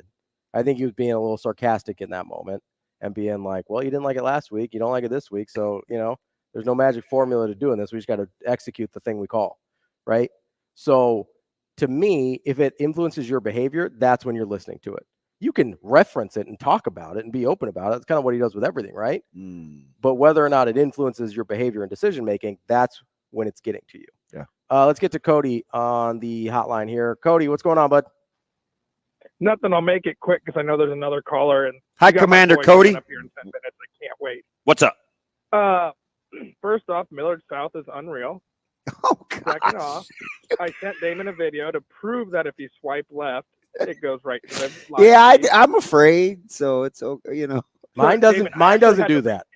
Mine doesn't do that. I had to retake that video because the first video had a picture of Sonny Sweeney on Instagram. I was like, I'm not sending that to Damon. I'm like, what is going on? So I retook that video to send to Damon. Thank you. And I'm pretty. You're welcome. Special. I can send you a photo. No. We're good. We're good. Okay. We're good. So lastly, no Club Cody. I wanted to do a couple keys for tomorrow. Like, as linebackers, are you watching guards for pulling? What are you watching? Kind of everyone keeps talking about this run game. And lastly, is this weekend the last time we ever see Jordan Burroughs on the mat? That is all. You guys have a great weekend. Good luck tonight, Damon. Appreciate you. Appreciate it, Cody. You want to give your keys now? Or you want to get to Jack first? Let's get to Jack. All right, let's get. I think Jack's my man with the cool voice. Jack, what's going on? Hey, fellas. Good morning. Yes, it is. With that theme that you were talking about fans, media, and all that. Yeah. Did either of you watch Big Ten today, yesterday? I think so. Are you getting into the tiers? I'm getting into that tier thing, Mm-hmm. there they had Ohio State number one in the number one tier all by themselves, which is probably okay. I go along with that. Okay. But then they had USC, Penn State, Oregon, and Nebraska in tier 2. Then they went on to tier 3 and tier 4. Mm-hmm. I really didn't care for it because we haven't really earned that yet. So are you traumatized as a fan, Jack? Am I what? Are you traumatized as a fan? Like you don't want to embrace? No. Okay. I just don't think I guess after all these years of feeling you don't want to feel good and then everybody and then it falling on their butt, you kind of get a little bit jaded to it. But I want them to succeed more than as much as anybody does. But I think you have to earn that right to be that tier 2 team to be talked about with USC and Penn State. And I'm just not quite sure. I got to see more of it. Okay. We get to 6-0, we get to 5-0, then okay, I'll be listening. But right now, I think that's a little bit. You're talking about the media and everybody getting over their skis just a little bit. I think putting us quite in that category just yet is a little bit going over our skis. And, if I'm wrong, I'm wrong. But I'm just curious what you guys think. All right. I'll hang up with you. That's a great deal. But if you look at Penn State and how they started their season, are you more or less underwhelmed? Underwhelmed. Then it's their history. Same thing with Oregon. Oregon's has been underwhelming. Yeah. SC has been overwhelming, but it's their history that we're pitting our feelings against. Because the tiers are accurate if you're just watching how the games have gone. 100%. You know what else is accurate is getting to unionomaha.com to get tickets for Saturday, September 21st. It is Oktoberfest night. Make sure you get out to Warner Park. Unionomaha.com is where you can get tickets. We will be back.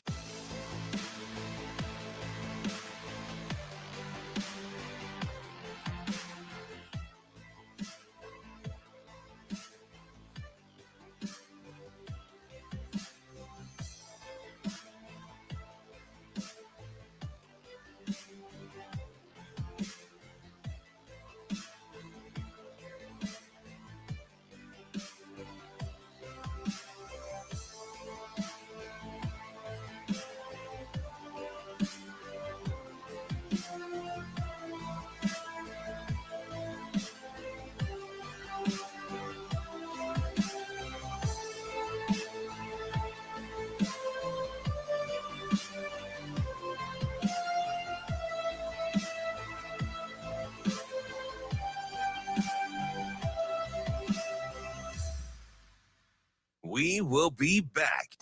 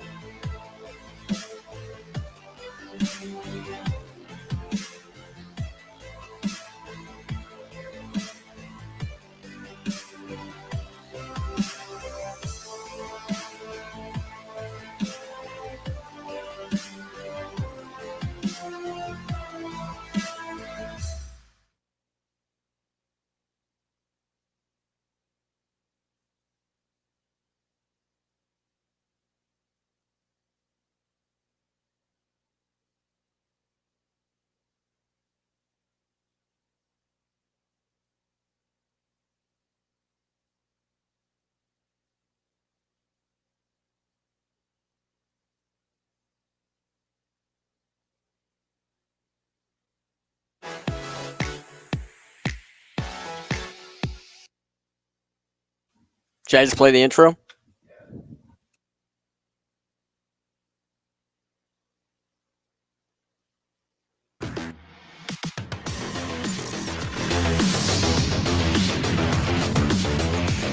You're listening to Hurrdat Sports Radio.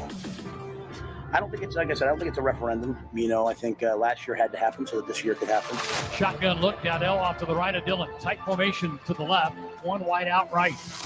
Dillon claps the hands, gets the snap, gives it off to Dante, has another C, 10-5. Touchdown, Nebraska.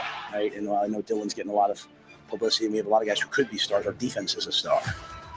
Oh, pass is intercepted. Touchdown, Nebraska. Pick six, Tommy Hill. Pick six, Big Red. I can see it happening. Bullock takes away the slant. Sanders has to hold it. Pick six. Give me all of them. Our guys work their butts off. See you at their own 34. Shador in the shotgun. Trips go right. One wide out to the near side. Gets the snap back. Steps up. Gets rushed. And gets tripped up. Knocked down over another sack. Jamari Butler's another sack. Back at the 32, a loss of 2 yards. CU's going to be forced to punt. Crowd noise was fantastic. Snap put down. Kicks in and is blocked at the line of scrimmage. Huskers block the kick. Keep the 0 on the board. It was Ty Robinson up in the air to knock it down. Boy, that middle is as soft as sharp. Goodness. Gotta toughen up, Buttercup. Really big for us to show up and not back down from their stars. Viola waits, claps, gets the snap. Back to throw. Here comes a corner blitz. Shows a little pass is nearly picked off. No caught. And then caught by Ramir. And into the end zone for a touchdown. The Colorado defender had the ball, bobbled it. Ramir took it away from him and gasped it for 6 points. It was what it was. Hats off to Coach Rule. Thank you to the student section. They were there early. Thank you to our fans. It was really a special night. Kicking off hour number 3 here on Hurrdat Sports Radio, AM 590, ESPN Omaha, ESPN Tri-Cities, KFOR in Lincoln. Got to tell you about Game Day Men's Health. It's a new premier health clinic in town, specializing in therapies such as testosterone replacement, peptides, vitamins, Botox if you need it, whatever you can think of for men's health. They've got you covered. And September is Prostate Cancer Awareness Month. Game Day is offering a fantastic offer to our listeners for a free PSA screening, which is included with a free testosterone test as well. Do you know your numbers? Prostate health is critical. 1 in 8 men will be diagnosed with prostate cancer sometime in your life. So make sure you're getting taken care of. Go to GameDayMen'sHealth.com/Southwest-Omaha to get an appointment scheduled. Mike Sautter. Do you need any injections in your layups? I don't think so. When he said Botox, I was like, guys get Botox? Apparently, they call it Brotox sometimes. You know, Michael, Michelle. I could use some. You think I could use some? Well, yeah, you're a very joyful person, so you got some laugh lines, you know? Yeah. That's how I think of Sautter. Yeah, nothing says joy like Jerome I'm Sautter. like, you know, every time he drops an F-bomb, I'm like, that's just happiness spewing out of his body. The greatest walk-off ever a couple weeks ago. I don't think. Man, F you. Door slam. I don't think people understand. Like, that's just my date. That's just how I talk. Yeah. Oh, I Like, it's just understand. kind of part of. It's not like a, you know. Are you worried about your daughters picking up on your vernacular? I rarely, if ever, say that around them. It would have to. Well, that's a pretty good filter. It'd have to be a major. So you actually slip-up. do have a pretty good filter. You just mostly turn it off. Yeah. Okay, mostly. fair. Yeah. That's fair. Come by it honestly. That's what I do. Like on air and when I'm around my mom, I just like turn it off. There might be like some. There's some times that I want to say it, like this morning when my daughter wasn't getting ready, getting her clothes on for school, like her school clothes. It was close. Yeah. I imagine I would swear even more if I had children. Yeah. I don't think I could stop. Bryce Williams. I would constantly just be walking around. What the? By the way, Travis in the comments said, "Be nice to the grass man. Be nice to Mike, the grass man Sautter." You know what I was doing this morning before I came here? Edging? Yeah. Mowing? No. It was too wet because I measuring my backyard, like the square footage. Like I was out there with the tape and everything. Why? Because I need to buy some seed. In some communities, calling somebody a grass man means something else. Was that Travis S? Yeah. He's nuts. I mean, that too, I don't have a problem if you like, teach their own, you know. If that's what you want to do. No, Judgy McJudge call here. Me. Wow. Yeah, and then I actually ripped up. I have. You got the hookup, Mike? In a it's called a Connect. In a plastic bag, in like a little sandwich bag, I do have like I pulled a little hunk of grass, so I know what. It's oregano. I know it's just oregano. I know the correct grass to buy when I go to the grass. When you go to the Connect. So do you take it to the people and you say, hey, this is what kind of grass I have? Yeah. This is what kind of grass I want. So I do have a bag of grass in my car. That is a baggie. That might be the most Jerome thing I've ever heard. That is so you. That's pretty extra about your yard. I'm just gonna be honest. I don't know if you know this. I'm pretty extra about my yard. I know, but I didn't. Like when I was a kid, the neighbor behind my parents' house, he would literally get down like on his hands and knees with little scissors to even out. Yeah, you're doing too much. The spots in his yard, and I was like, why? What's happening here? The kid was doing that. My barber, yes. The grass man, no.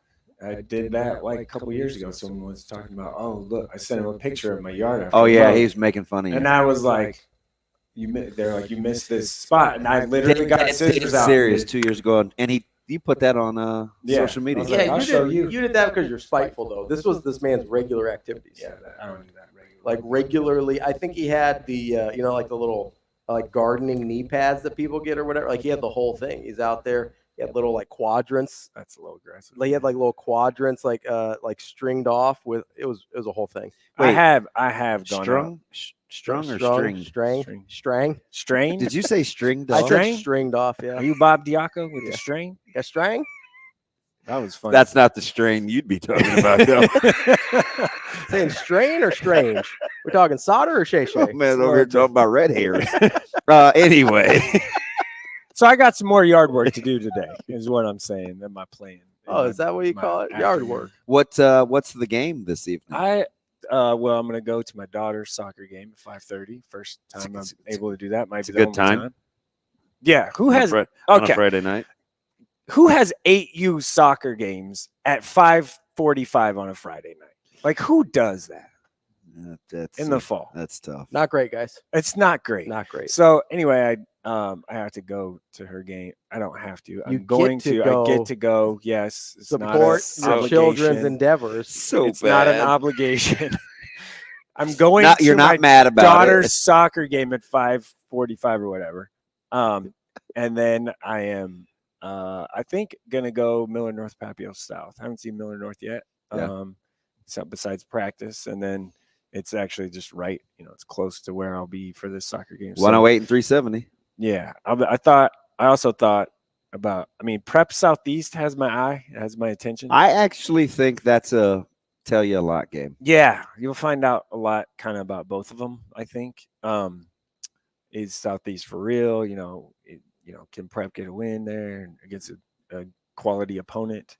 That's kind of what I'm thinking there. It did cross my mind to go out to Seward today, though. Like Pius at Seward. I'm curious to see that offense. What's happening with Pius at quarterback today? I don't know. That's a good question. I don't know if they're the guy they had last week was fine. So Volkmer went out after a play, I think, right last week. So for them, and they still won.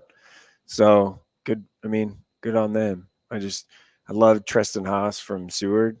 I think he's a really good quarterback, and I'm interested to see if they can kind of keep that going.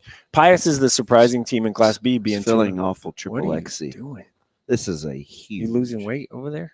I would never wear a triple. Wow. Yeah. Jerome here for being offensive. Whatever. Just gonna move right on. You were at your game. He's wrapping up. There's just a lot going on. I feel like I still want that West Side short sleeve hoodie thing though. Can I get one of those? If I wore one of those around, what do you think people would say? I don't. It depends. Like, are you a prisoner of a moment, or is Millard South still the GOAT? Millard South's very good. They're the best team. I don't think it's real close. I've said that before. I'll say it again. I don't care if you're sitting there. I'm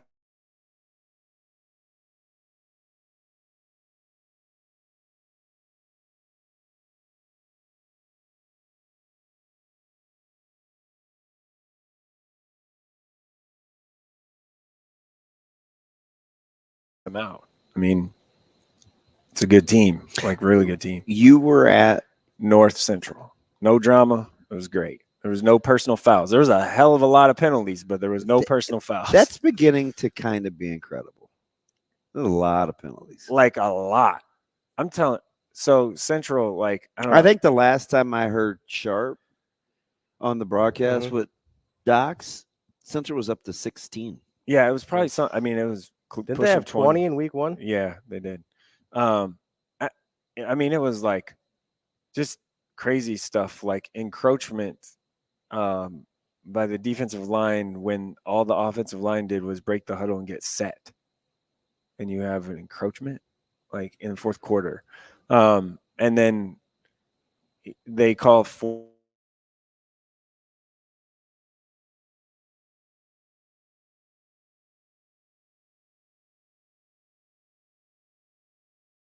huddle quick enough. Like, what are we doing?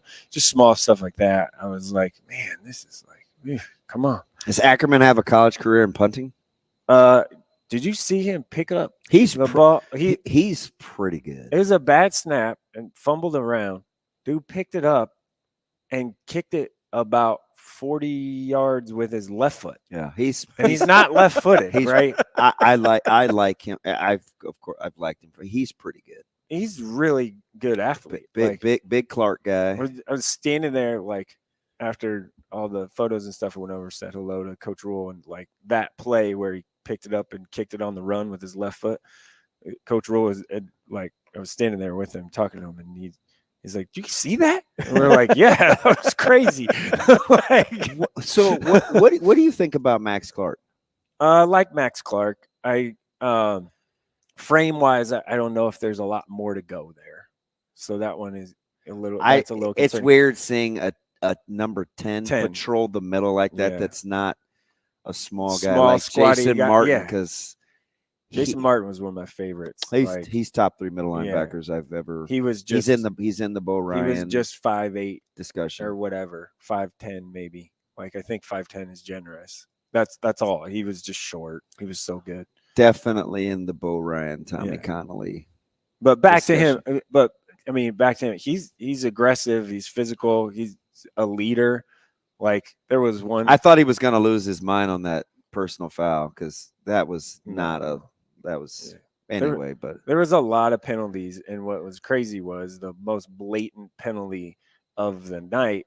Like wasn't called. It was a holding on a fourth down. Like so that's kind of my thing, right? Because I was having flashbacks to when the PI got called in the end zone and then Darian scored, and we'll get to him in a second against us. Like that should have been a shutout. Mm-hmm. I'm cool with calls unless you get points out of it. Right. Yeah. And they got points out. And you know what I mean? Like that was Torrey Pittman outside of the fumble that he had to start like the second play of the game. He was pretty good. Like he had an interception. Interception was fun. That was amazing. Although if that ball's I'm not farther out. Yeah, I mean, if the ball's on, if the ball's where it's supposed to be, he doesn't make that. But he went up and mossed the kid. But going to get the catch was fantastic. So I mean, that's how I look at it as a coach. I'm not a fan, right? So I don't look at it as kind of fanning. I'm just like, the ball was behind him.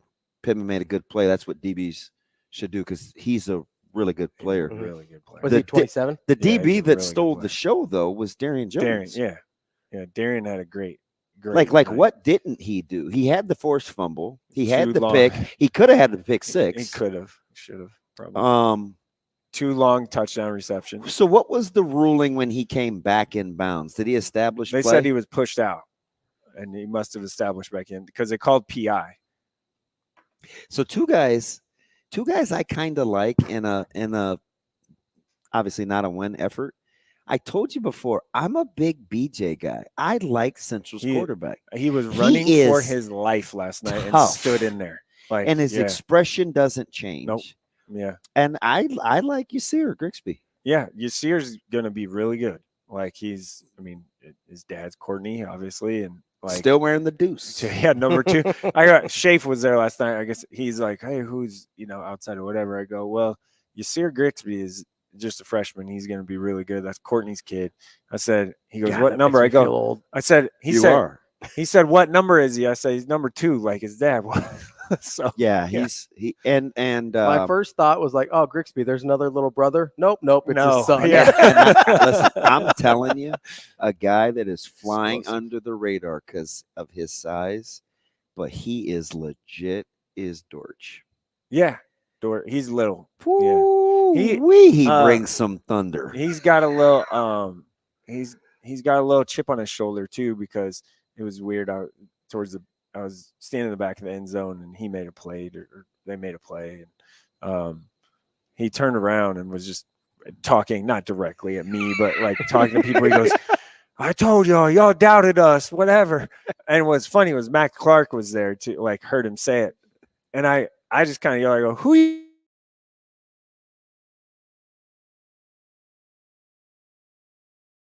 He goes, I don't know, man. I like Max. How was Gal last night? He was good. At 250 something last night. I mean, he threw that pick, but like he's a nice high school football player. Once upon a time, they used to be the best boot team in the city. Like like early 2000s, North was the best boot team. I mean, they do. They could run it to and away from the tight. We'd scout them all the time to see how they do what they do. They have some nice. Can I go back to BJ Newsome? I feel like I'm heaping a bunch of praise on a team that lost last night, but BJ Newsome, the thing about him is his pocket presence. I know he doesn't escape the pocket. He moves up into the pocket to avoid pressure, just like you should be doing. I mean, he didn't back out of it. He was coming up in it to avoid it and trying to get throws off. I mean, obviously, no disrespect to Mom because I don't know her like that, but he has a lot of his dad's mannerisms. He's chill, right? A lot goes on, and he's a good dude. So like BJ is a deal. But I want to go back to Millard South real quick because Coach Cool says something that interests me because I know how they play, and I'm glad somebody actually says it out loud. The pressure and downhill style they play with on defense is, for whatever the reason, it flies under the radar, but it forces you to play a certain way on offense too, because you're going to be, and it's not even so much pressure, it's mindset, right? Do you think that overwhelmed Kearney early? Because we're watching, probably. I mean, they're just picking bodies up off the field, and I'm just like, man, I think they weren't. I think their Miller South's defense doesn't get all the attention because of the stars they have on offense, and rightfully so. When Amir Hill just gets house call after house call, and he was not a guy that was being talked about early. He was like one of those other transfers. Right. And I said that kid can flat out run. On our preps podcast, I said that dude in space, get him in space. He's gone. He's their fourth. He's their slot option, and he scored again last night. Lofton took 180 yards last night. I mean, it's just their offense is crazy. But defensively, when I went to their practice, I called Jacob last night actually on the way home because he was at the Miller South game, and I wasn't. I just wanted to get his thoughts on one, Sawyer Schilke from Kearney, like how good is he, and see him in person and playing. But two, I told him, he said they just couldn't. Kearney just couldn't do anything offensively because that defense was so good. And I told him, I said, the one thing going back to Millard South's practice that was so impressive is they did one-on-ones for a period, 15 minutes, 12 minutes. And when I say one-on-ones, it was Jet Tamala on the 30 or 40 throwing to the back corner, and it was their top DBs versus those receivers going at it. I mean, there's no officials or anything. We're talking like PIs on both ways and pushing and pulling. And I'm like, I hadn't seen that in a practice before, a whole period where he's just throwing bombs and trying to complete catches. I'm like, those DBs are going to be so much better if this is what they do every day. And both sides of the ball have their coaches' DNA all over them, you know, because Coach Urban is no nonsense, tough guy, like wants to play in your face, and Coach Wisdom. I think I say the F word a lot. No, I know. I don't have it. Like I said this for years. Like it doesn't bother me at all. No, your team. They want to be led. Yeah.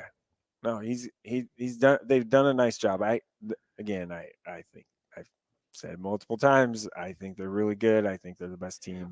So I got to ask you this. Why do you keep saying that as if somebody's saying they're not? Because you say it every week. Are they mad? Are they mad at you? So because no one disagrees with you. No one. But no one. I go back to a time in June. It's almost like you need this self-affirmation. June wasn't that long ago. Yeah. And what happened? What happened in June? Oh, so say that. He's mad. Not mad. He's conscious because a parent got at him. Oh, no, not there's just, I just want to be very clear that I have said this for a long time. You're good. You're good. That's why people think I keep praise on what I'm a West Side homer and whatever all the time. I think everybody knows that's okay. Like you don't have to defend you anymore. All right. I just want to be very, very clear. Hey, do I have friends that coach and teach at West Side? Yes, I do. Mike, it's okay. No, you don't have to explain it. I don't need to explain to my friends either. So it's okay. I'm a Miller North honk, and I think Miller South is really good. I still hope they lose every game, every single game. I don't until roll Stanks, maybe. Hopefully, if we get a chance. I hope they lose all of them. I hope Millard West loses November all of 25th. them. I hope Prep loses all of them. Hey, speaking of Miller West, tough. But I can still think they're really good. You know, tough go Miller West now they got you West Side tonight. You all you did bring up the schedule on NEB Preps. Yeah. I mean, but I don't know who they have past. I don't know who they have. Their district is the lightest one if you look at it right now. Is it? Oh yeah.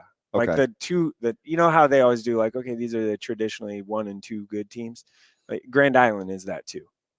Oh, they're 2 in their district? Yeah, they're the one and kind of, if you look at their district, it's like, okay, I see how they did this. Grand Island's supposed to be that, second team, and Grand Island's 0-3 now and has a new coach and all that stuff. So they could end up 5-4. Okay, so if you have a clear cut 1, and then a team you think is 2, I think clear cut 2. So it's 2 clear cut so far. I think so. Then what's in the next? Because Elkhorn South has to be in there. Elkhorn South is the clear 3. I don't think that's real close right now. Not sure what. Okay, so at first blush, what would make us any better than Elkhorn South right now? Not a lot. That's kind of what I think. So it's 1, 2, and 3. It's 1. It's 1, then 2 and 3's right there. Okay. Elkhorn South's run game is really there. This might be one of those years where seedings really matter. Are going to really matter. Yeah, like wild card points and stuff like that. And then I think it's a kind of a drop after, like a pretty significant drop after the 3 right now. The more you know. That's Mike Sautter from Hurrdat Sports and NEB Preps. That's DB. It's Ravi Lulla here for hating all the non-Miller North schools. We'll be back with more Hurrdat Sports Radio.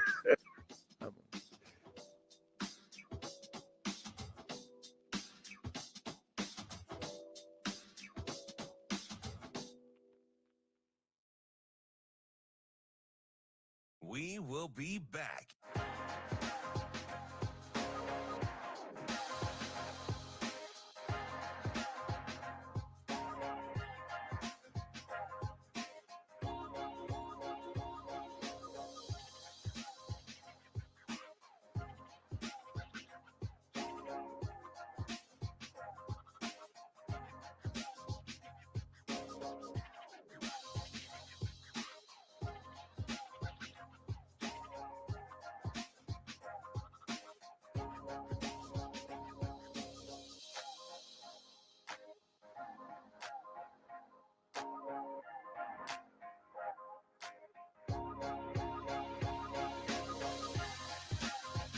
We will be back.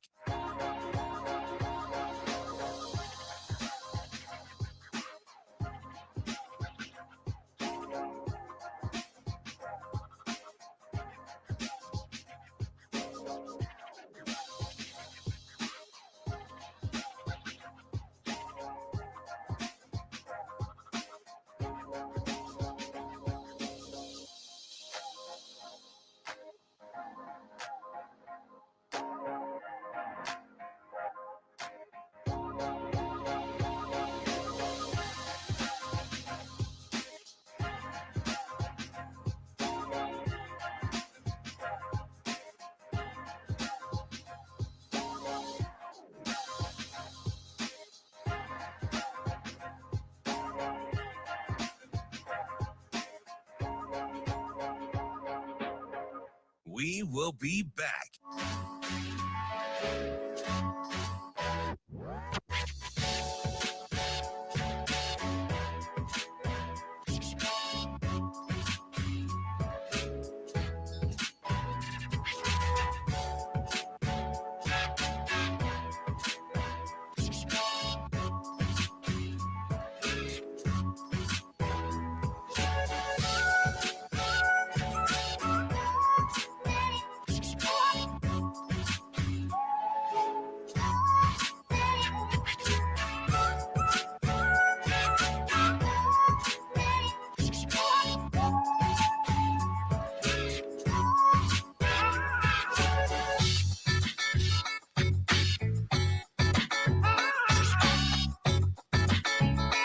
We will be back.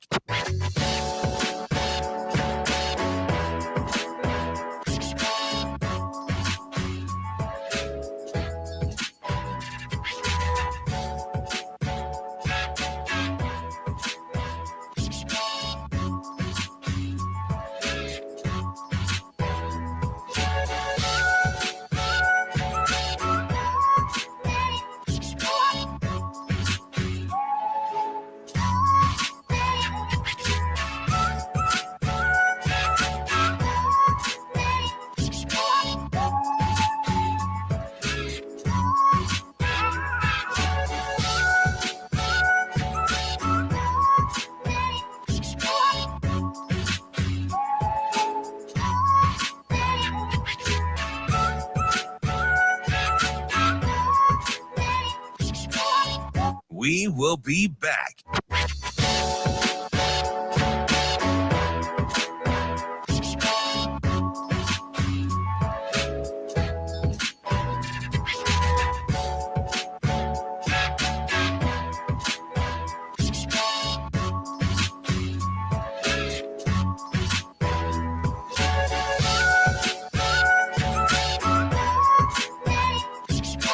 We will be back.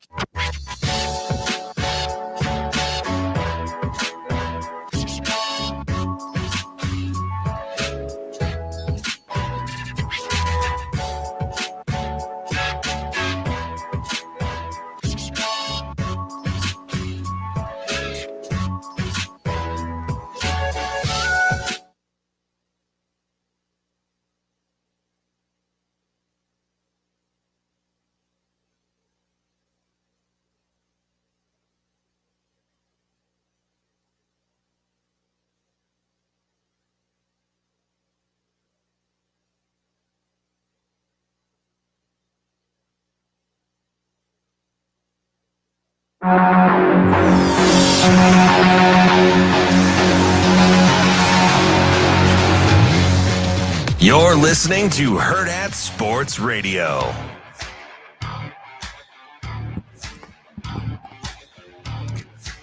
Welcome back to Hurrdat Sports Radio, AM 590, ESPN Omaha, ESPN Tri-Cities. That's DB. We're also on KFOR in Lincoln. Can't forget about our friends in Lincoln. That's DB. I'm Ravi Lulla. Mike Sautter hanging out here as well. We've got our guy Jacob Padilla from Hurrdat Sports on the line. What's up, JP? Hey, you didn't tell me Sautter was going to be hanging He's around. not supposed to. I'm not. He's Where not. is that supposed to be? We booked you at 9:30, so Sautter couldn't stick around for 2 segments. I can leave if you want. See, Jacob, he is clearly in his feels this morning. No, I'm not. It is incredible. He is in rare form. I'm just surprised you're awake before 9:30. Wow. Hey, if I have a reason to, I can get up. No problem.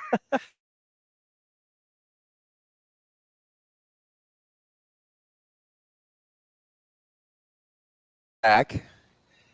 Creighton's outsides are still really, really good. Hold on. I thought we were having a month to break it down Creighton's men's basketball schedule. What are we doing? That's the only reason I agreed to this. No. Beeson is back. Creighton's outsides are really, really good. Beware of this next upcoming stretch of their schedule. Or, man, volleyball is really, really good here in this state, and the talent level is fairly close. Rank those in order.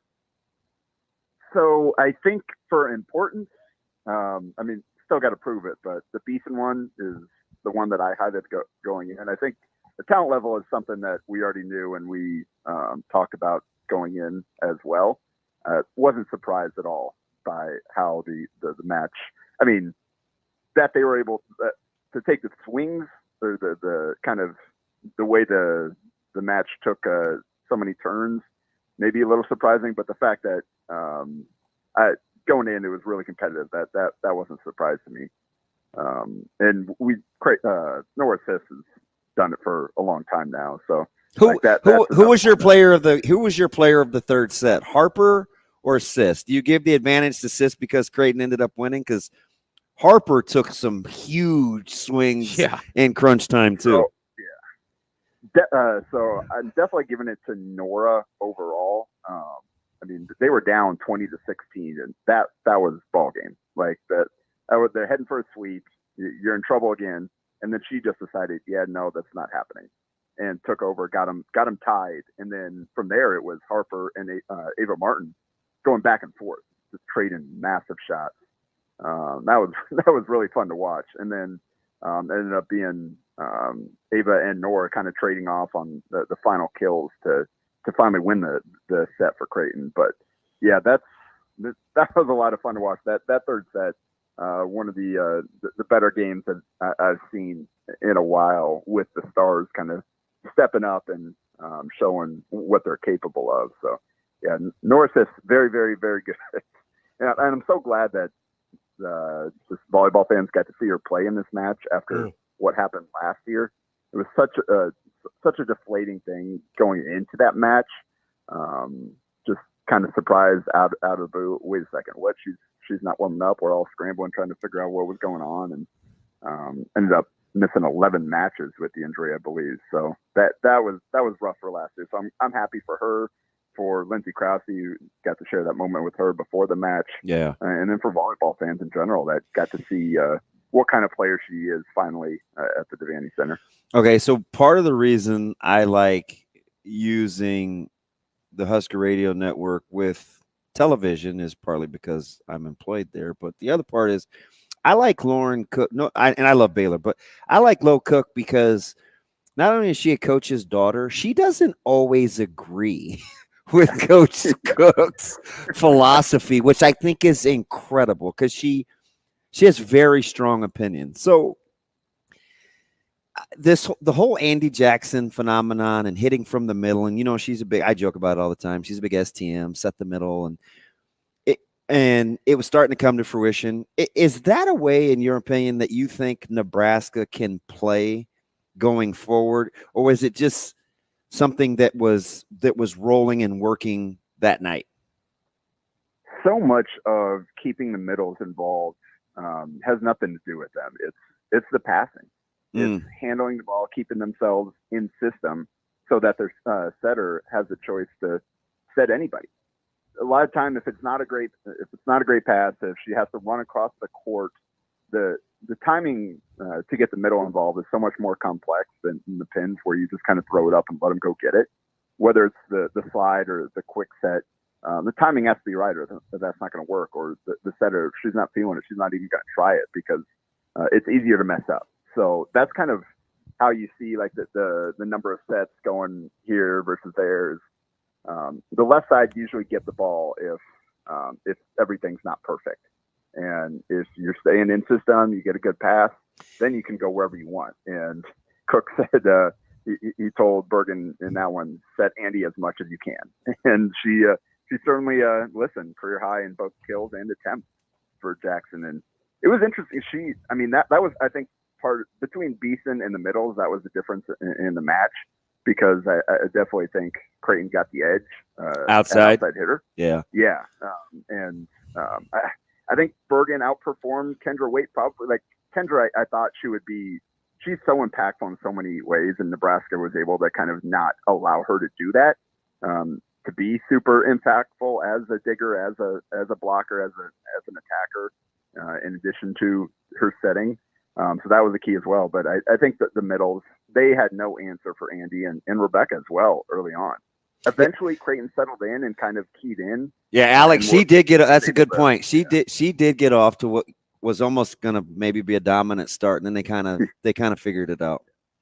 Yeah, they got a few blocks on her and timed things up a little bit better, but the attention paid to her allowed others to get going, and that's what makes Nebraska so dangerous when it's at its best, is just Bergen's ability to set anybody, and all of them being able to be terminal. So eventually they started slowing her down, but then that takes resources. That takes blockers to throw up on her, which means other people are getting one-on-ones.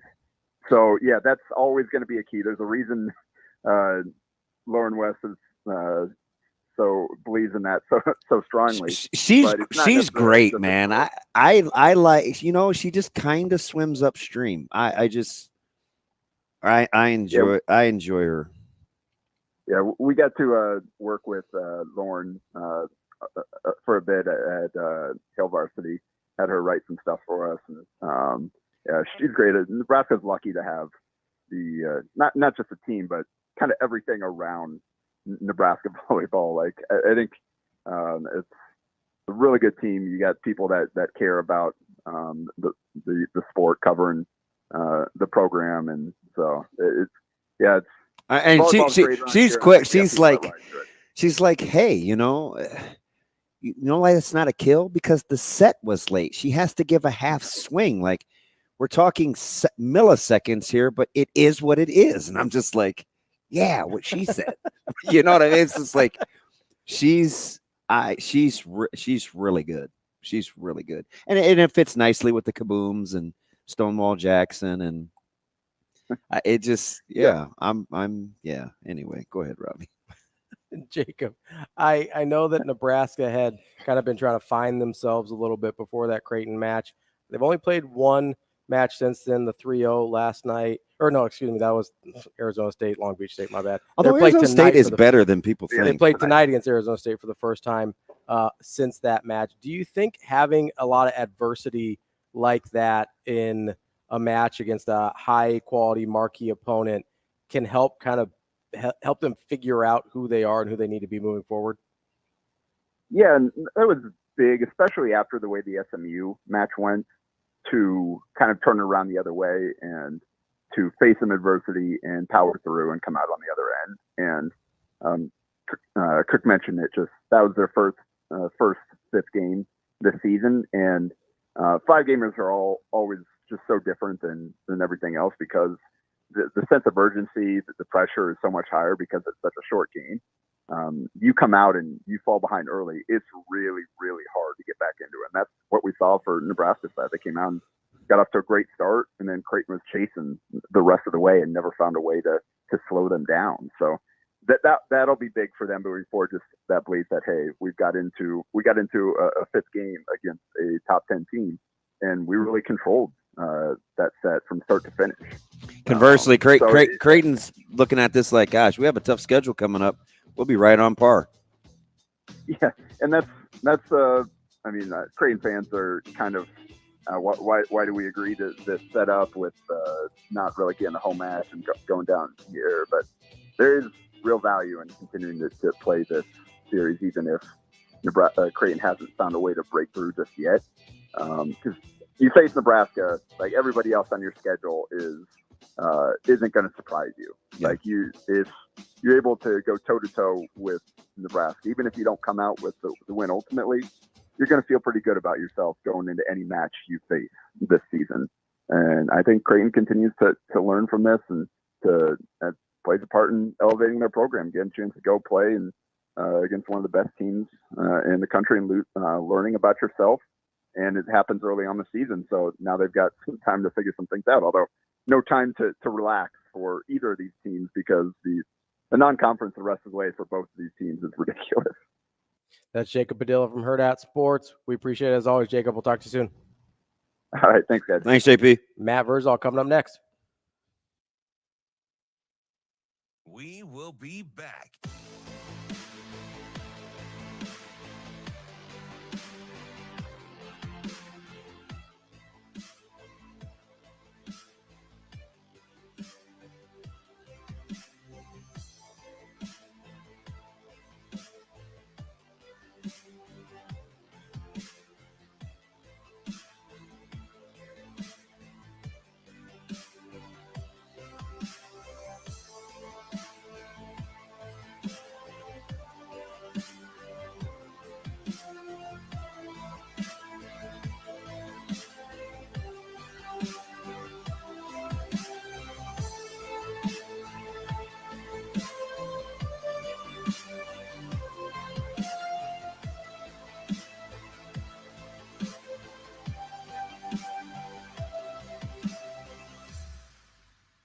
We will be back.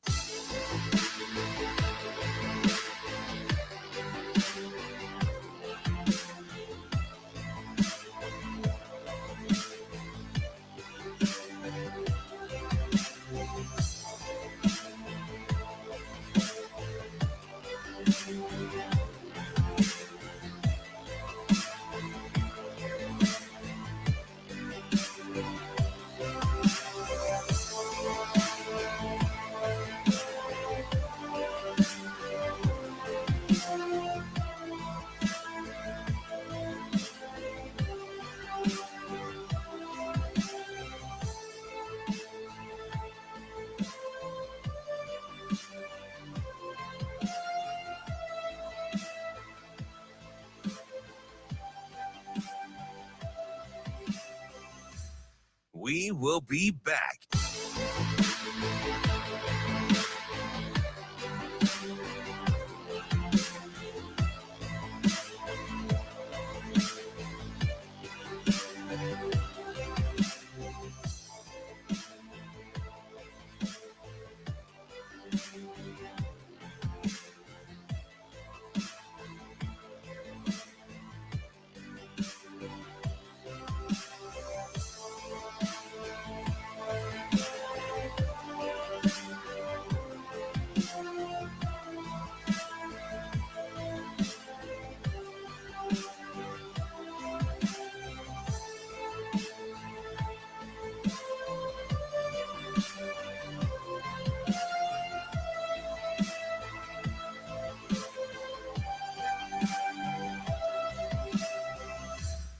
We will be back.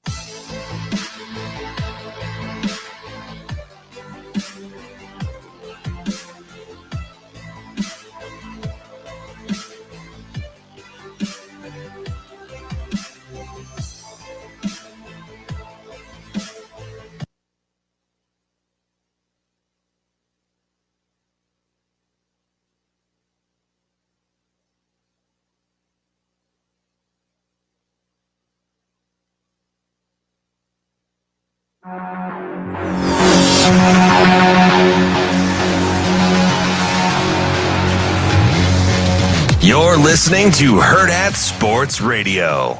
Now let's find out what Matt Vrzal is better at. Telling stories or making pizza. Matt. Matt's an exceptional young man. Matt Vrzal. Happy birthday, Matt. You know, Matt, he's a tremendous athlete. Matt Vrzal. Come on, Matt, I'm with you. You know, like Matt Vrzal, you're one of the sexiest people in the world, but you're not one of the most beautiful. How does that happen? Here is Matt Vrzal. All right, Matt, thank you very much. Wrapping up the show and the week as we always do with Matt Vrzal here on Hurrdat Sports Radio. Matt, how are you this morning? I am good, boys. How you doing? Matty, I got a question after knowing you for 33 years. Yeah. Because I just listened to the Open for the first time, maybe ever. I heard a Vrzal. What does Matt say his last name is? Is it like Rayola? Like I don't know. I just call you Verge or Matty. What's the proper pronunciation? If you phonetically speaking, oh, here we go. It is capital V, capital E, capital R, and then lowercase z, lowercase a, lowercase l, lowercase Vrzal. Yeah, Vrzal. Wait. Well, not as dumb as that sounded. That was Sautter. That wasn't me. You hit the first. I did. The F-bomb almost came out right there.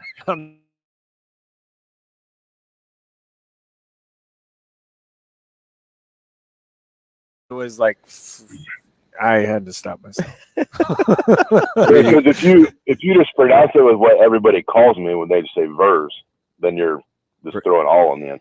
Okay. Verz all. Yeah. But yeah, there's Vrzal, Virgil, Vrzal. There's a lot worse things that I could call you, which is Vrzal. Yeah, I've never heard that one. That's my favorite one. Oh, you go out of town. And it's, you don't ever want your name called for anything. You're just like, it's just close enough. Hey. But you go up there with them Hanyaks up in the Northeast, that baby flows like water. They don't even hesitate. Is that? I'd just say, hey, jerk face. But, hey, so, Matty. Hey, Richard Head. You didn't return my phone call. Did you, Damon? Wow. Did you return my phone call, Damon? I did. I called you yesterday. I called him. Man, 2 days later. I called him the other day. If you think I got more than 24 hours to solve a problem, you crazy. Hey, you crazy. I called Damon Tuesday, and I still haven't got a call back. I text you I text you every day. Hey, Mikey, GFL, bud. GFL. Wow. Now. I feel like we're on the cusp of getting a dump button. He's in season. He's in season right now, Mikey. He's creating his own stress. Yeah, he's too busy. Oh, I see what you just did there. Hey, Mikey, lump of coal. We could start a diamond factory. We would be retired in about 3 days. Yeah. Everyone, put your lump of coal in this bag. If Damon hasn't called you back. Wow. And those babies come out pristine. Yeah. You guys good? Damon's looking around like, who's on my neck right now? I wish I could. Hey, DB. God dang it, Matty. What time are you going down tomorrow? What? What time are you going down tomorrow? I'm not sure. I mean, we're on it too, so I don't know. We'll see. Okay. Probably 11.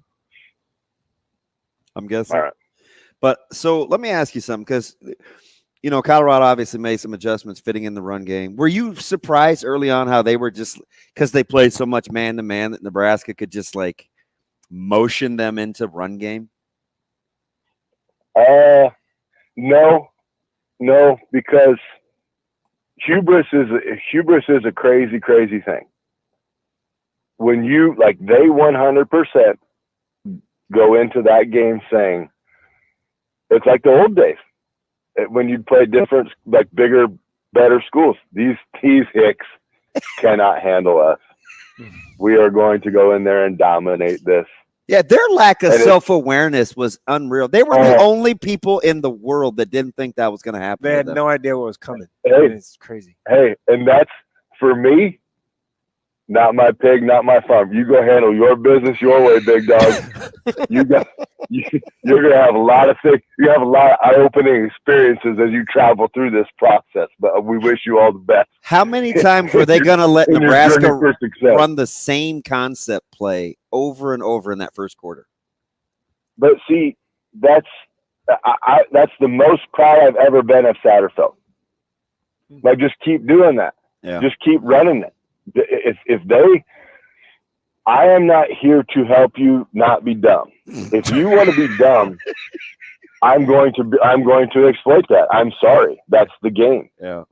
If you can't adjust, I'm not here to help you. This is a charity case. You're going to let me get the Oreo warmed up, and you're going to give me an egg gap to egg gap, and Dowdell is going to run downhill, and you don't want to do much with it? Okay. Guess where this one's coming? Right egg gap, left egg gap, right egg gap, left egg gap. Oh, look at it all work. This is awesome. Yeah.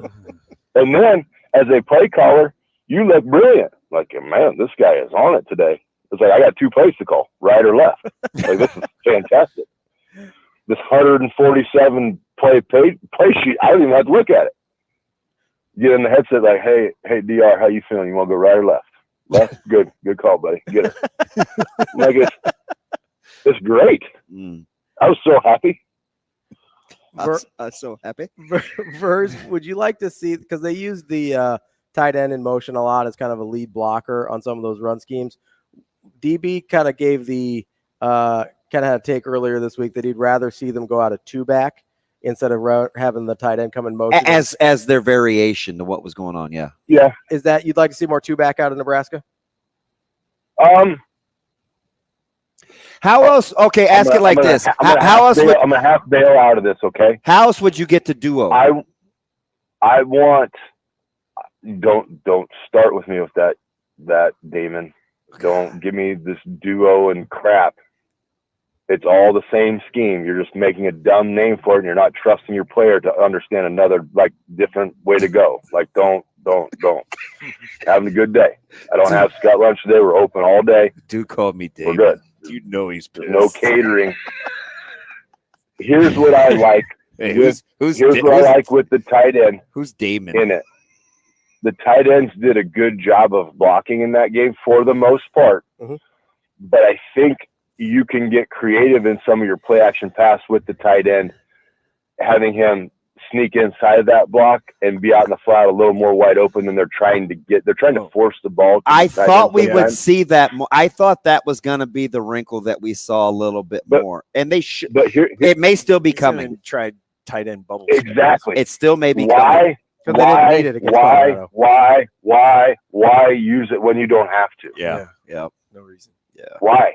Now, all due respect to the fullback, I know one of them fullbacks can catch it. He got great hands, but he doesn't get to play very much. That's okay.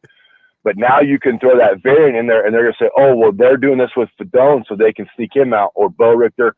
And then you go into your 2-back set, and they're like, oh, they brought a fullback in. They're going to run this. And then that fullback is actually the one that sneaks out there and catches it. So it gives them a lot of things to do. I don't mind who blocks. I think H-back is probably a better terminology for our tight end because they're all kind of just that same, and it doesn't matter which body. They're all a little bit of blocker, a little bit of pass catcher. So, but overall, I thought the tight ends did a nice job in the game. So I'm fine with how they did it. It was successful.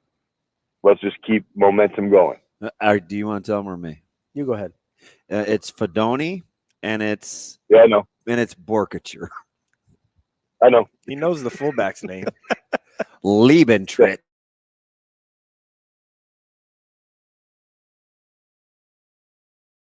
Borkature. I'm not gonna lie. I'm still mad over the Damon thing. I can't call it duo. Wow. You could put Liebentritt at like an H But back. you're just you're giving a bunch of terminology to stuff that does not need terminology. It's not. Football players aren't that smart, man. Just dumb it Yes, down. they are. The linemen are. You don't know how to double on outside zone. Why do you have to call it Sign me, duo? Why Mikey. do you have to call it duo? Mikey, Yeah. find me a dumb lineman. There ain't one. Smartest people on the field. It is what it is. I'm not even gonna argue with that. That's No, great. they are. Yeah. Thank you. Rob Zadisek is way smart. You just mean offensive line, And we right? don't care about your position. So that's the football team. Smart linemen win. Hey, so what do you want to see? I mean, clearly you and I wants to play in the trenches. That's how Nebraska's built. Is it supposed to look a certain way, or are you factoring in the timing of the schedule? you gotta. I think you and I just kind of tries to muck it up. Like their run defense for who they've played has done well. If they can play ball control and keep away, no turnovers, we're pretty high on our horse right now. We're feeling it. I have zero doubt. Coach Rule and staff brought them back down to earth. I have no doubt that their senior leadership on there brought them back down to earth. So I'm not worried about looking past someone. And now if we just get down on the get down, yeah, it should be business as usual. But if Northern Iowa can get in there and control it and muck it up, and like I said, if Nebraska wins and Blake Anderson is the MVP of the game, that's a perfect day for me. I was wanting you to mention Blake because that'll be fun. Score prediction? Yeah. Score prediction, Maddie? Nebraska wins. Score prediction, Jerome? Nebraska wins. Ravi? I only do predictions with numbers for money. So if you wanted that prediction, how much money are you gonna give me? Because I hate giving away winners. I'm going 41-6, man. Yeah, 41-6 or 7 or 10 or something. 52-6. All right, here we go. Appreciate it, Maddie. We'll talk to you next week. See you, boys. Bye. Make sure you join us next week at our breakfast. It's going to be another live breakfast for Illinois presented by EP Foundation Repair. Make sure you get to epconcrete.com for any of your basement, foundation, waterproofing, crawl space needs. They have over 25 years of experience, and they have you covered. And make sure you get to eventbrite.com, search Hurrdat Sports Radio to join us next week for our Illinois live show. That's DB. I'm Ravi Lulla. That's Mike Sautter. We'll be back on Monday, Hurrdat Sports Radio. See you. Have a good day. Love you.